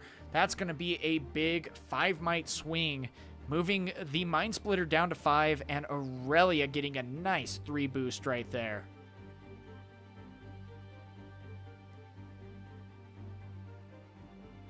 And so, yeah, we'll see what ends up happening. Don't know why they're necessarily... Oh, they're hiding a room. Yeah, okay. They've already paid the room for that. Okay. So that's going to be 10 and immediately readied up after. What is the face down? It looks like it is going to be a fight or flight. Is there some response here for Ciri? No, not in this case, though it is still at the ready. Mind Splitter at 5. It would be going up to 8. And you have enough runes that you would want to move in, conquer this battlefield. Because a Spinning Axe wouldn't do it at this point. You would need to have a Rebuke in hand. And there it is. There's the Rebuke coming in. Is there a Not So Fast or something at this point? And it is. There's the Not So Fast coming in to stop that from happening. And so that is going to be a huge victory. Able to pay the card, or pay 1 to draw a card. And is there a way to get over to the other battlefield?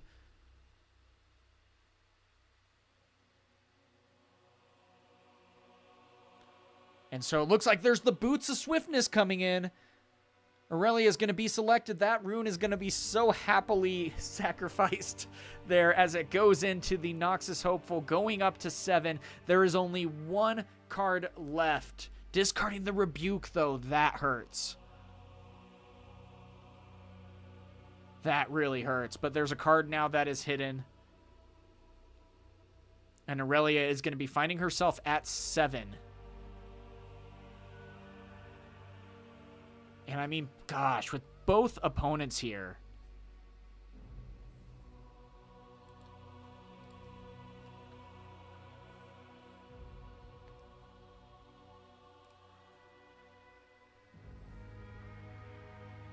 I'm definitely worried here for what might be going down. We have a stacked deck coming in, so that is going to be a good dig. But this has been such a back and forth match.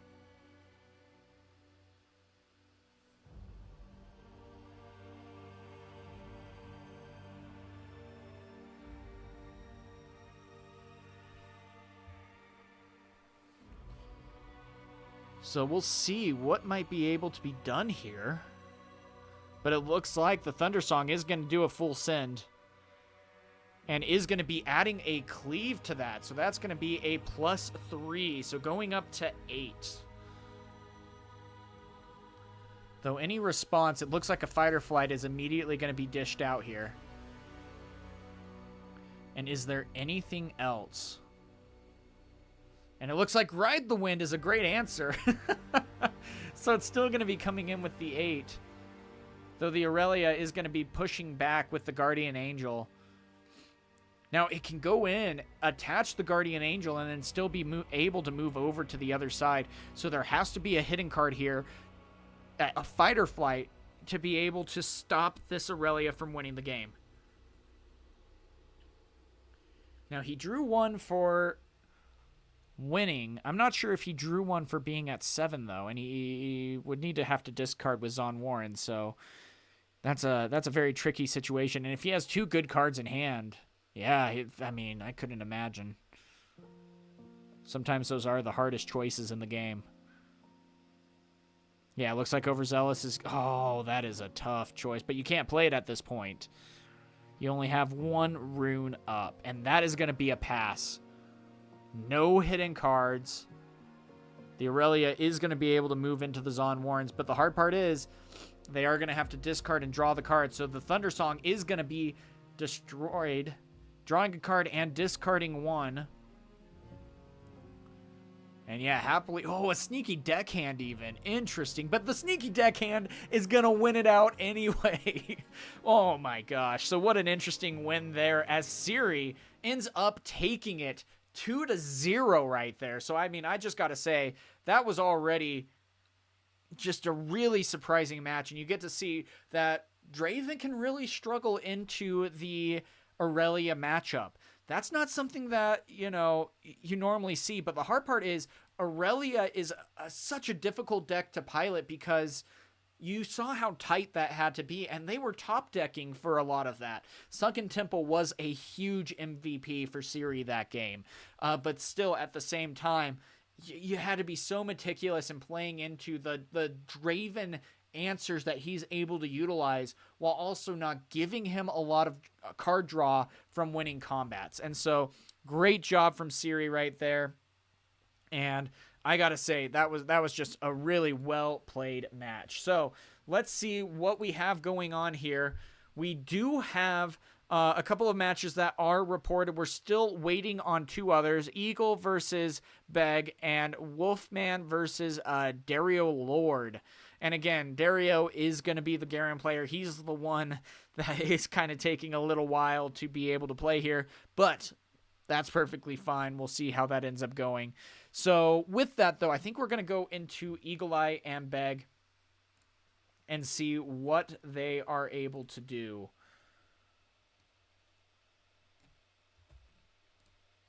So stay tuned for that.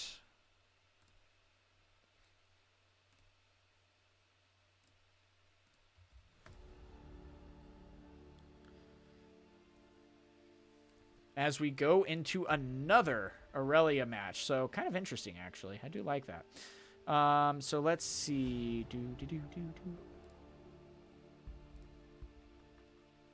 And I do this just so you guys don't... Oh, wait. Beg is the one playing Draven, or Darius. I forgot. Okay. Gosh, I never use my Garen. This is a rare situation here.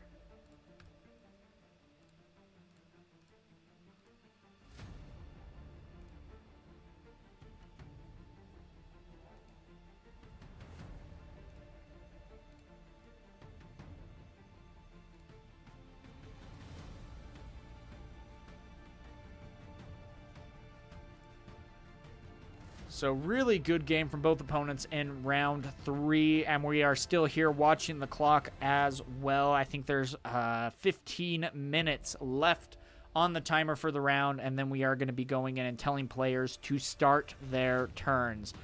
This time I am going to just start going in. People seem to miss the ping. So I'm just going to tell them. But it looks like a Rally the Troops is going to be coming in, meaning that now anything that is summoned this turn gets a +1 buff. And that's going to be really fun with Vanguard Armory coming their way. Not only that, this is such an interesting deck, going with the Dazzling Aurora and everything else. Oh, don't tell me. I'm going to have to talk to Ek Pilot about that crap. You don't just 2-0 and drop, my dude. Especially after that. Wow. Okay. Well, yeah. I mean, at this point, what, Tara? Do we just give him a 3-week ban? I think we need.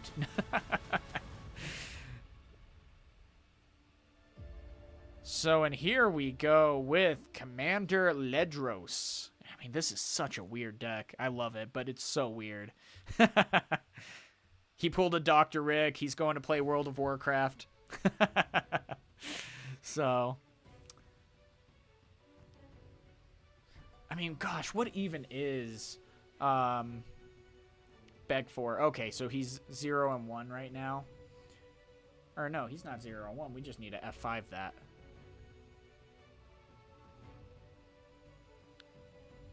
Oh, he's 0-2, so he hasn't been able to win a round yet with this deck. So really interesting right there. But still, now he's down to almost nothing at this point. And we even have like a Draven Audacious that is coming in with a very nice hidden card that could be utilized here. But still, I mean, with everything that could be attacking in, I don't know if one hidden card is going to be enough here. So, I mean, and that's the thing, guys. It is, I mean, we've seen Aurelia do decently well at a bunch of tournaments, but hasn't necessarily been able to win or make a finals yet. Is that something that's maybe going to be happening this weekend, or is Aurelia good, but just not great? So it looks like the Corina Viraza is going to be coming in. Is it accelerated? I don't think so.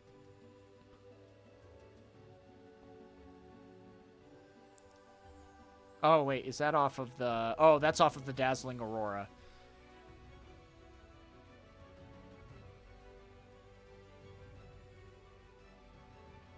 Quick question. If I get the Aurelia thing, does my whole deck need to be Chinese if I use the alt Aurelia? Nope. You can use... I can't wait for the game to come out in Korea so I can start buying Korean cards to use in my deck.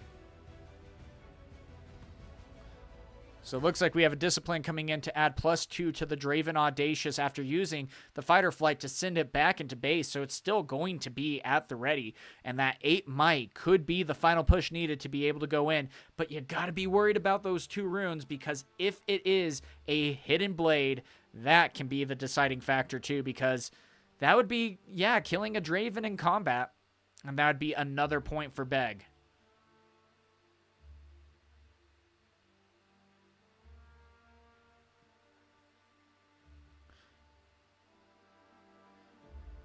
The only thing that I don't necessarily love about being able to use different language of cards is I wish that you had to bring a printout of the, or, you know, the actual card, or a printout of the actual wording, because you have to ask a judge instead to see the actual wording of the card, which is very time consuming.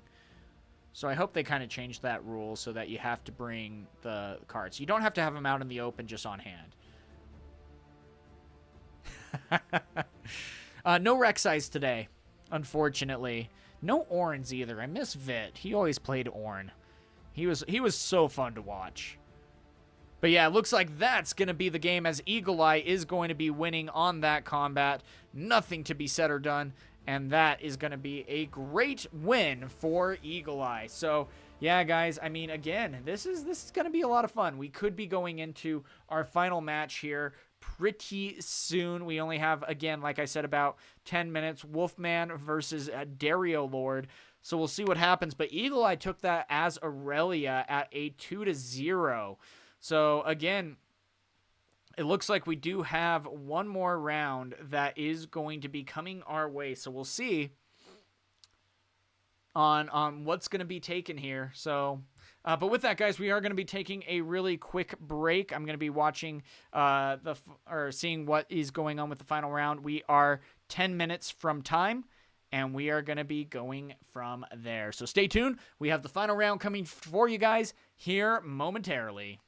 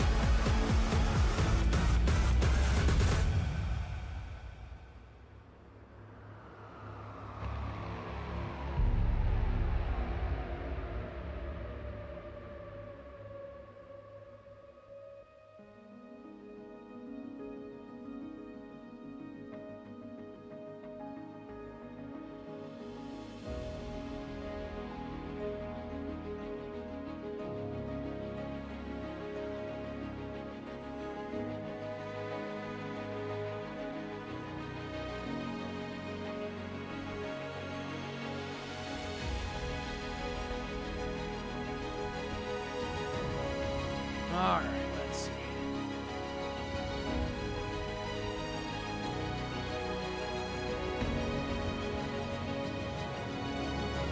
Ez is not doing good. I think we had one Ezreal player, and he went 0-2 and dropped. Which is sad, because he usually does really good.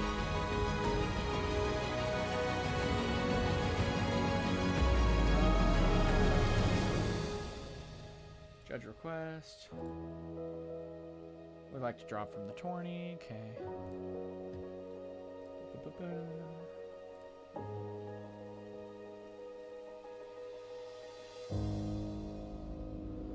Okay, Sunday.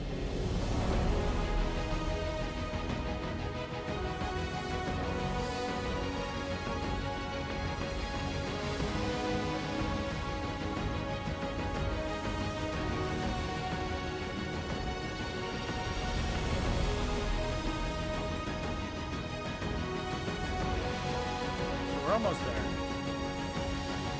Am I allowed to post my Discord, perhaps? I have all of my proxies and explanation. Yeah. Send it to me, because you are not allowed, or no one is allowed to post links. But post it to me. Hi, guys. I'm back. Yeah, send it to me on Discord, and I will post it, just so that you don't get flagged. Good game, by the way. That was really cool to see. That was really fun. So, okay, guys, we're at the tail end here. Again, we have 6 minutes left on the clock with Wolf McFly and LDZ. All right, let's see. So, guys, just so you know, Siri does actually some really cool stuff here in his own Discord and in our Discord. Let me actually pull it up. One thing that he did that's really cool is he made it to where you are able to do alt arts of your legends, and did a good job at making these legends look really good, even redesigning a lot of them. And so, for example, we have time. I'm gonna just show you guys. So if you want to join his Discord on how to go over that, let me see. So some of the stuff that he did, for example, was Darius, for example. He made an alt art Darius legend, and you're able to import it into your TCG arena. Then you also have things like Ezreal that you're able to use, or different, maybe a little different Ezreal, or like, you know, that's the actual full art one. Nice, looks good, looks good. Then also, Kai'Sa's one of my favorites. This just looks really cool. And then if you also want, like, a really cool Ornn, then you're able to use that. So it's really cool to be able to use that and go from there. So anyway, guys, with that, I think we still are, we're definitely having one more round. Tara would be mad at me if I said, hey, but guys, by the way, I'm calling it. But you guys get the idea. And so we have one more round after this. 4 rounds to determine and get the max amount of points possible. Tara's actually doing really good on the leaderboard, too. He's definitely one to watch out for. Siri also. Both of you guys are really high-level competitors in this leaderboard currently. And so, but I mean, and that's the thing. Really, if you just show up enough, you very well could get enough points to be able to qualify in the top 16. Because really, that's the only time that it matters in that case, you know? And so, that's the only time that there's actual prizes there. So, we'll see how that ends up going. And then, of course, the tournament is going to be taking place on a Saturday or Sunday, depending. And then we'll do a poll for all those who qualify on which day works better. And then we'll have that. And so, again, first and second place are going to be getting a custom playmat that I will print and ship out to you. You tell me what you want, like what legend and things like that. I design it out for you, send it to the print shop, and get it right out to you. So really fun on being able to compete like that. Oh, let me see then, Corey. I'll have to check on that because I updated it. but then I also tried to run some code to try to automate it a little bit better. So I'll have to double check. Corey's also been doing really good lately. So I think I might have messed it up a little bit. So.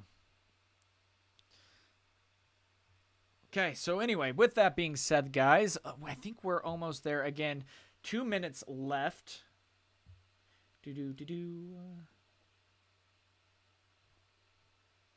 And then they are going to turns. I'm going to go and join their lobby real quick just to see where they're at. Because hopefully, oh, wow, 7 to 4.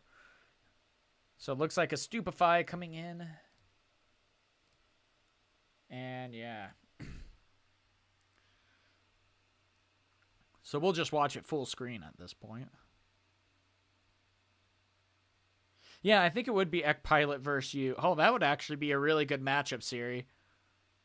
That would be really cool to see. Oh, Ekpilot dropped. Dang it. That would have been such a good match. Oh. Interesting. Looks like they disconnected. So, yeah, we might be at time. I know. I wanted to see Ekpilot play. Let's be real. All right, guys. We're in round 4. Let me get it posted. Round timer.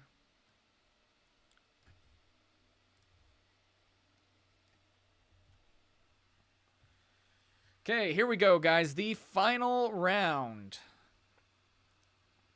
And so we'll see what ends up happening here with all of that as we get into the match. They accidentally reported the next game too. I know, I can reset that. It's done. I reset it. Ekman dropped. Yeah. Did he message me?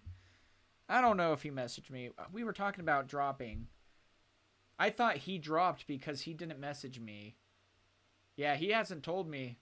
Son of a... Well, Siri...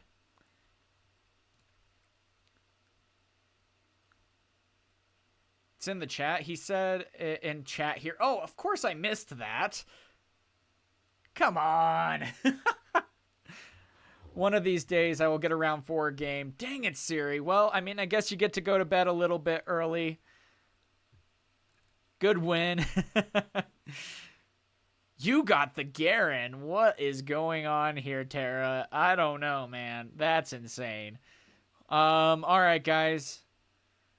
Let's see then. Hey, just started getting into collecting Riftbound, and your videos have been helpful. Love the content. Cheers. Thanks, man. Good to have you here. Thank you so much for that. And thank you for the follow. There we go. I always point wrong. Had a 50-50 chance. Dang it, man. That happens sometimes. Okay, so with that being said, we are going to be looking in on a game to get on for the final round here. And I think we'll go Eagle versus LDZ. That should actually be pretty fun. We'll see how it ends up playing out, especially since they accidentally reported early. That's easy to do. It really is. Kinda. Not really. So, all right. Let's see. Are they there? One of these days you're going to get a round 4, my dude. I don't know.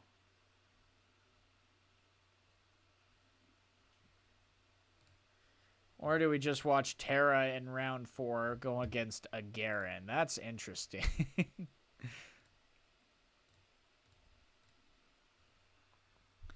That's one I didn't see coming.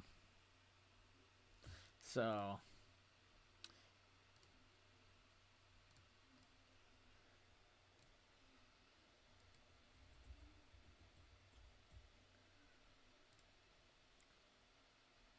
yeah, very solid performance for you. Very good job. Hey, thank you so much for the sub, man. Thank you.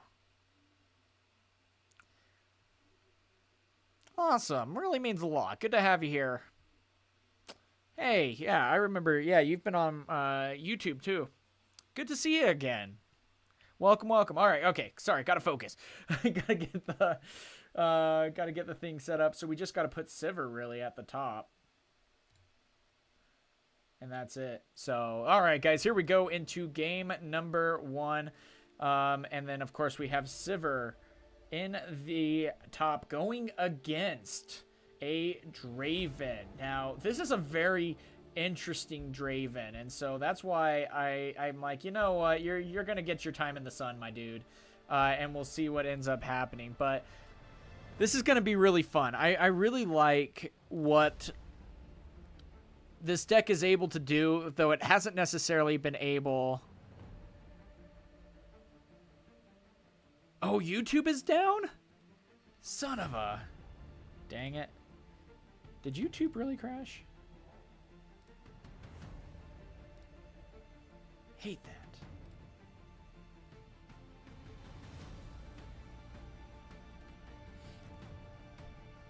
And so, for those of you wondering, Siri did have the his deck list posted in the Discord. I don't collect deck lists in this case.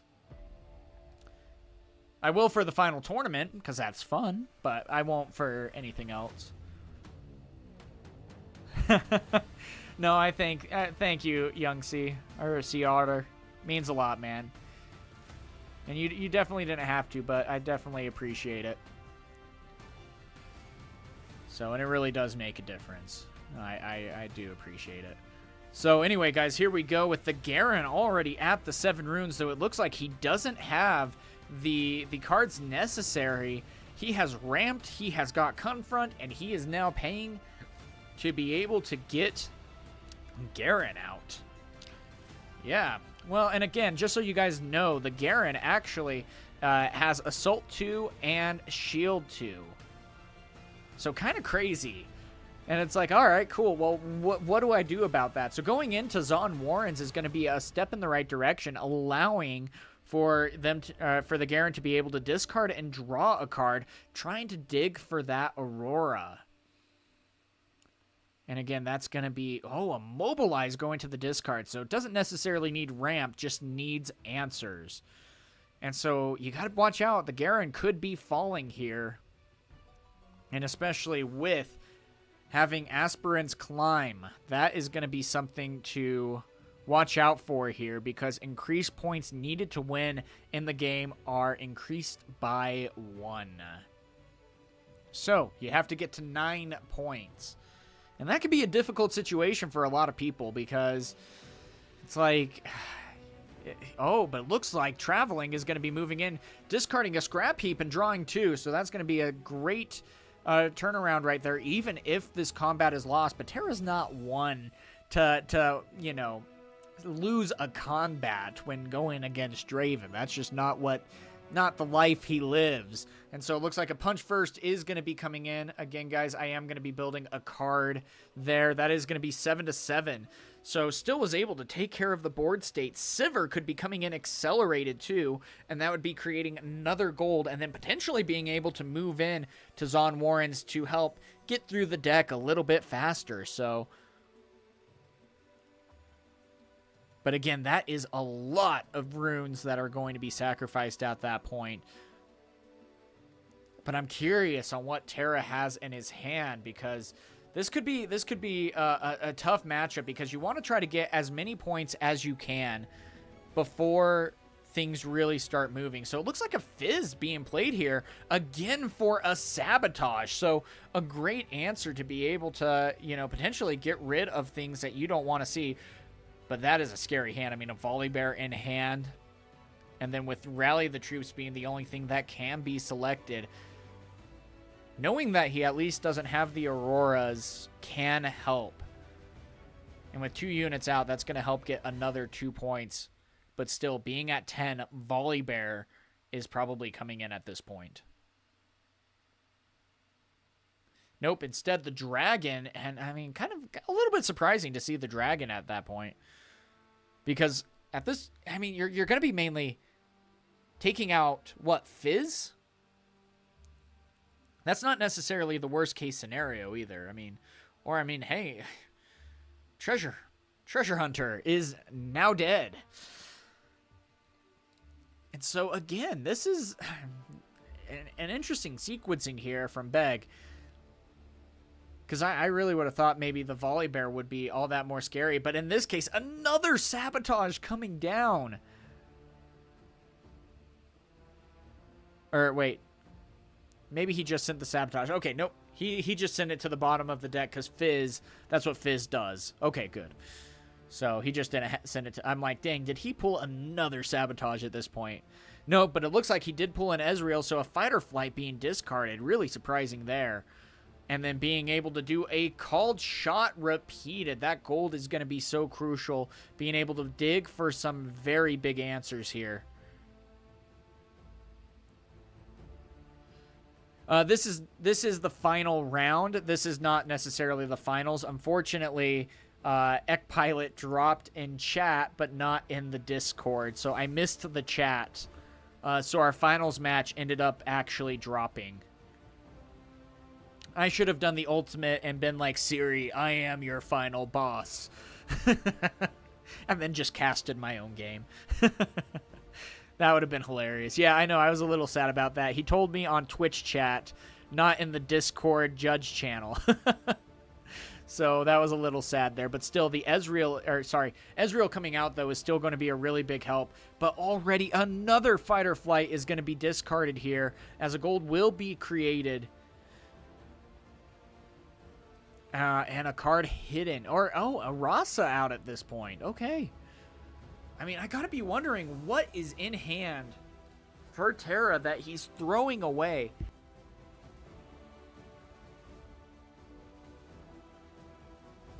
The fighter flights here. This is just something really surprising. And now already at 10 runes again, we could be seeing another Volibear. However, the Dragon is not going to be able to take the Zon Warrens here. And so this could be a very good matchup for Terra, being able to utilize a lot of cards to try to take care of the board state and get some good answers. But already, we're now seeing a Vanguard Armory. Now, it doesn't come in exerted, so you are immediately able to create 3 units every single turn. Not only that, the final 3 have been used, and Marching Orders is going to be allowing for a friendly unit anywhere and an enemy unit at a battlefield to deal damage to each other. So the Fizz is going to be taken out with 3 damage remaining on the Dragon, as he is going to be the sacrifice to take out the Rasha. So again, a really decent answer right there, but still, now you only have 3 recruits, though a Volibear next turn could be really scary. And even after all this, we are only at a point where our opponent is at 4 going to 5, or going to 4 in total.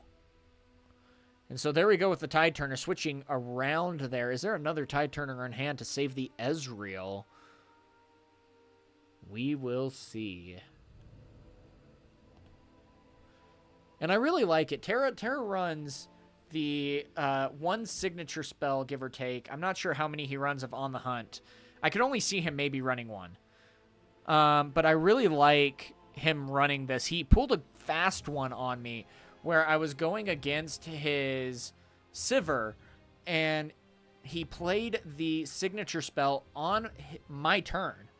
And it was enough to be able to give the Civer +2 and hold the battlefield. And so really interesting play there from him. And so some really cool things to watch out for. But yeah, it looks like that's just going to be a straight up trade. As another 3 units come down, though it doesn't look like they're going to be readied at all. But again, it looks like a lot's going to be tapped, and recruit the Vanguard coming in at that point to add another 4 units. And then that is going to be a pass. So in 1 turn, 7 units. And I mean, I can only imagine what Terra might be going through right now. Like, what am I even going against, you know? And again, you have to be able to make it to 9 points. We are going to be going against a very difficult field here. And it's like, okay, well, you're gonna have to send in 6. So how do we then take this over? And then the hard part too is you can create another 3, so you can kill the Rasha, build up the battlefield, and then populate it. And so if everything happens to go over to Aspirant's Climb, gosh, and even with a punch first, though.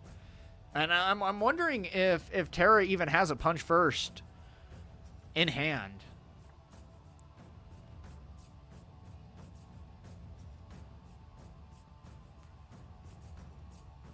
This is such an interesting...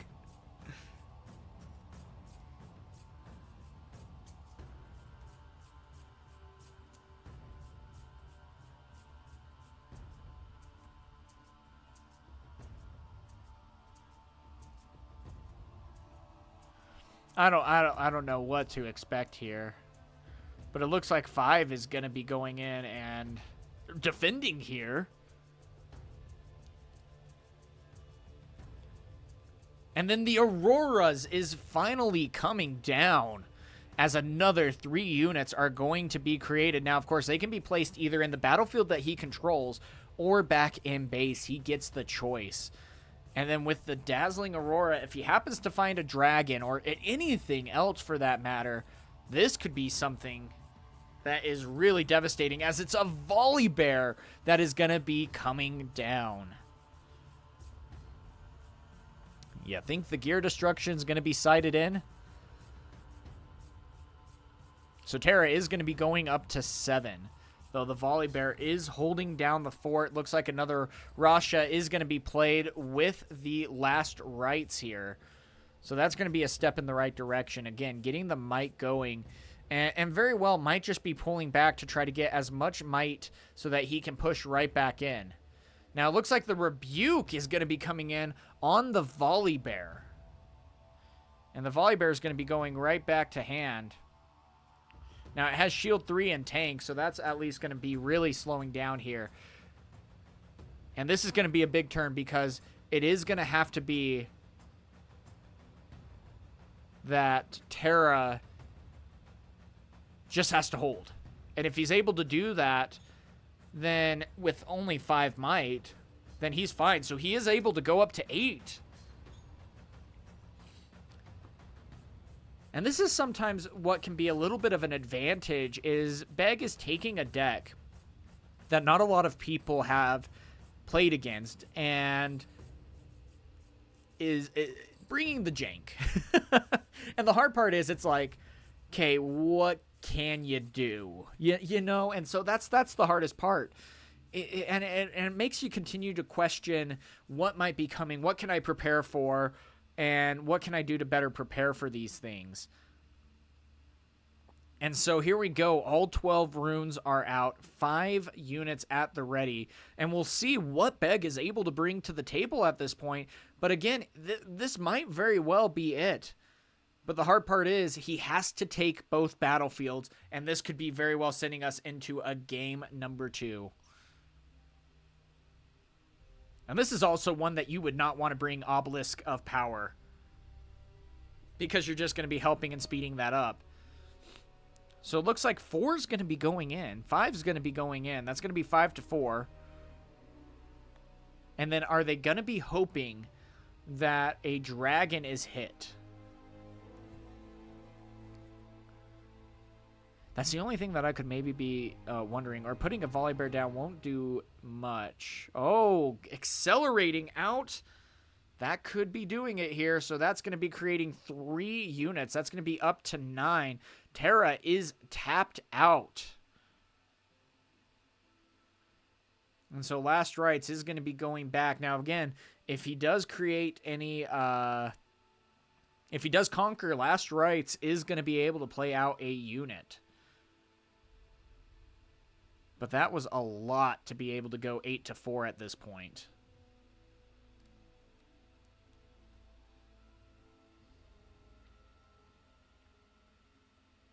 And now the real question is, can Terra be able to take both battlefields here? Because you still have the Auroras that needs to be triggered, and you can play whatever you find into a battlefield. And so he could just be stacking up. But it looks like Commander Ledros is going to be played here. Now that has deflect, ganking, and play when you play me, kill any number and reduce my cost. So he is just getting an 8 might unit out for not a lot. Or for an Aurora. But that is going to be a Fizz coming in. That could be a step in the right direction with a fight or flight to push something back. Now, of course, we'll need to pay the deflect cost if that is the case. And also anything else. But looks like the Rebuke putting it right back to hand. Great move by Terra to be able to do that. And then now creating another gold with the Civer. If that is applicable. But, yep, that is going to be the game as we go into game number 2. A great grab right there from Terra. So, again, this is a really interesting deck list. I don't know what to think about this. And so, yeah, this is going to be fun. I'm going to be curious to see, can Garen take a game from Civer? That's going to be the big deciding factor here. And if so, then what is going to be able to be done here? Because, I mean, this is a tough matchup. And Terra was able to play that game 1 really well. The Sabotage, the Sabotage was a really big difference maker there on trying to get this game going. But now we have an Obelisk of Power for the Garen coming in. And on the other side, we got Minefield. So every time that you conquer here, you have to you have to put 2 cards from the top of your deck into the discard. That can be a big shutdown there too, because if you happen to take out an Aurora, then oops, too bad. You didn't draw the Aurora.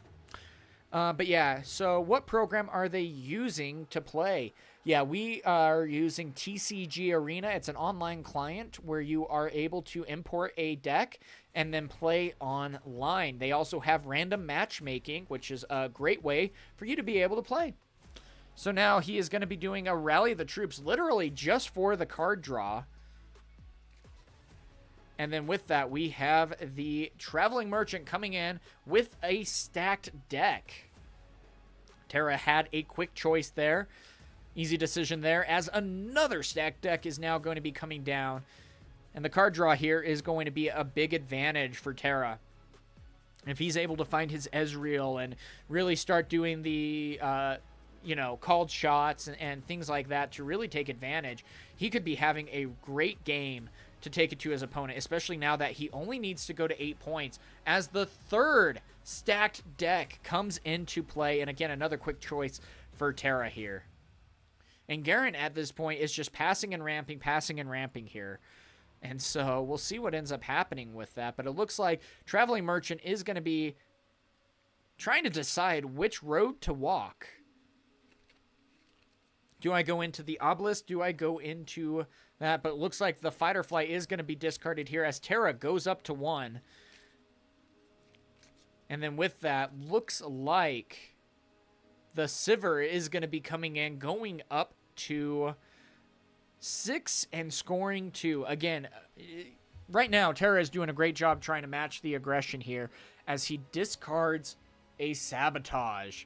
Now, if he has a Fizz in hand, then that could be something really easy to just fish right back out and be able to clear out the hand. Now, Recruit the Vanguard's going to be coming in. That's going to be creating 4 mighted unit, or 4 1 might units.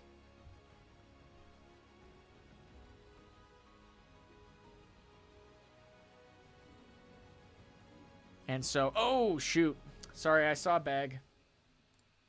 There we go. Thank you. I make 2 so that you guys have different music to listen to each round so that it doesn't get old. So yeah, we got Sabotage going right now with that. That is going to be a great play to try to get things moving. And you look at what is in hand. I mean, I gotta say, I do not want to give double Vanguard Armory to my opponent. So that is one that I would be putting into the bottom. And that looks like exactly what Terra is going to be selecting here.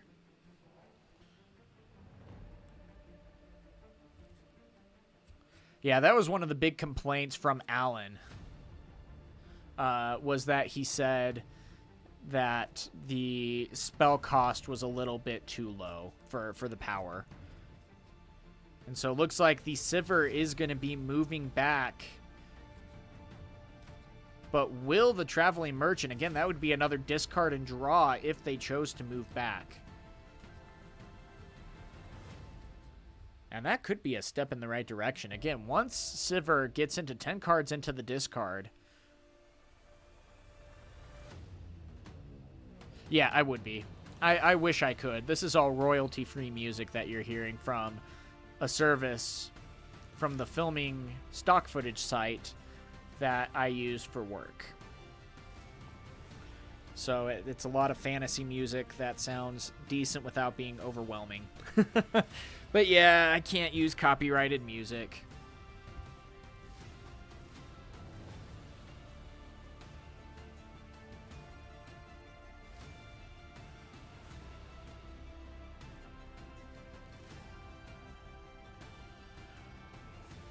I wish I could. That'd be really nice if I could use copyrighted music. I want to.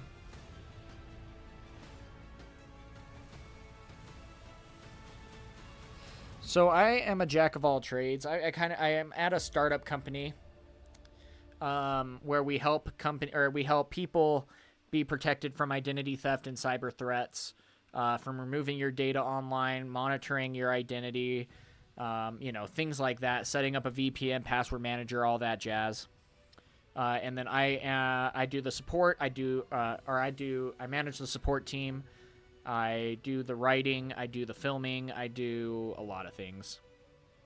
So, anyway, we got Recruit the Vanguard going in. That's my day job. So, yeah. Anyway, but yeah, with that, we got another Recruit the Vanguard coming in. That's another 6 might that is going to put out 4 units. Now, the nice part is that is going to be 4 units that are at the ready. So, already a lot of cards that are drawn here, again, from the Draven effect. Because when you conquer, if you have 4+ units at a battlefield, draw 2. So, I mean, right there, that is going to be a big difference maker. Now, the big thing is, too, you do have to still discard 2 cards from the minefield. And Rally the Troops and Harness Dragon are going to be going to the bottom. But, I mean, I got to say, I really do like that combo. That was a cool combo. Though at the same time, 4 might. Though that board state looks pretty scary, though it's not quite there.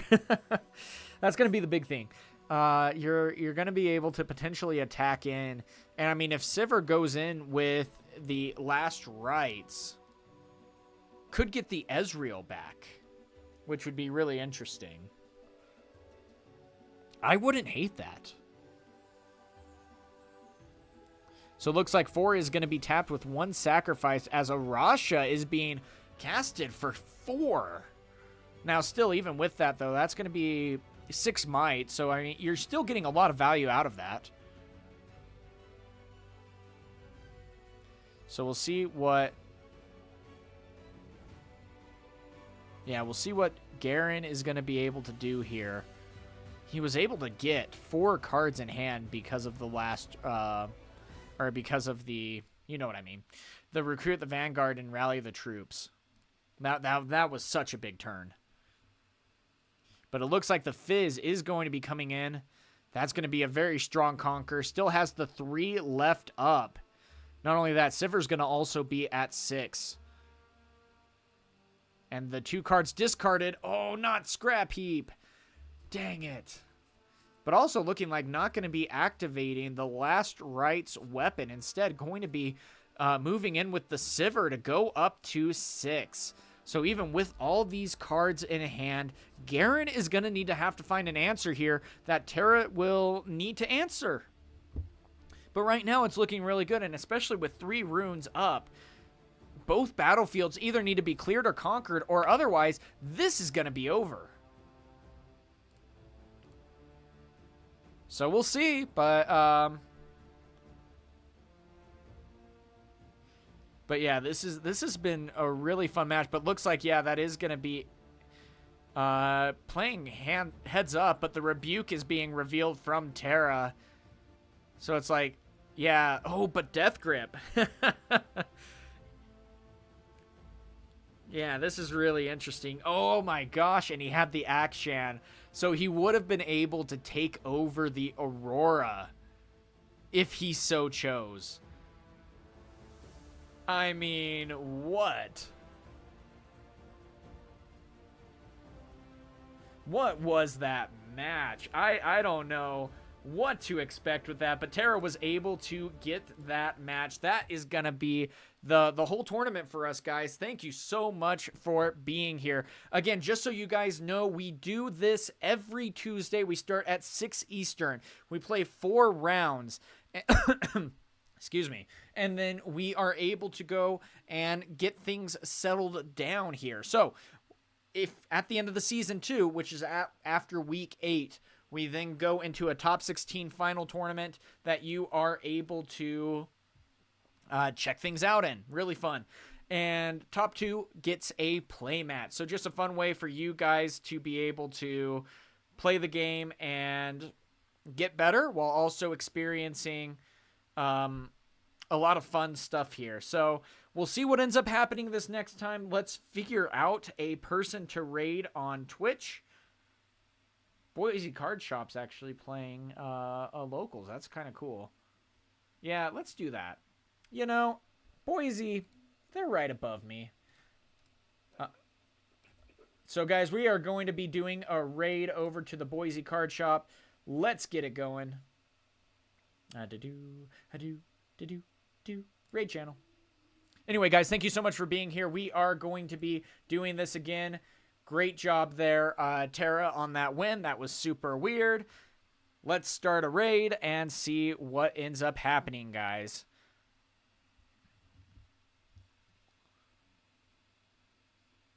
So again, this is a Boise card shop that's doing their locals, so let's get that taken care of.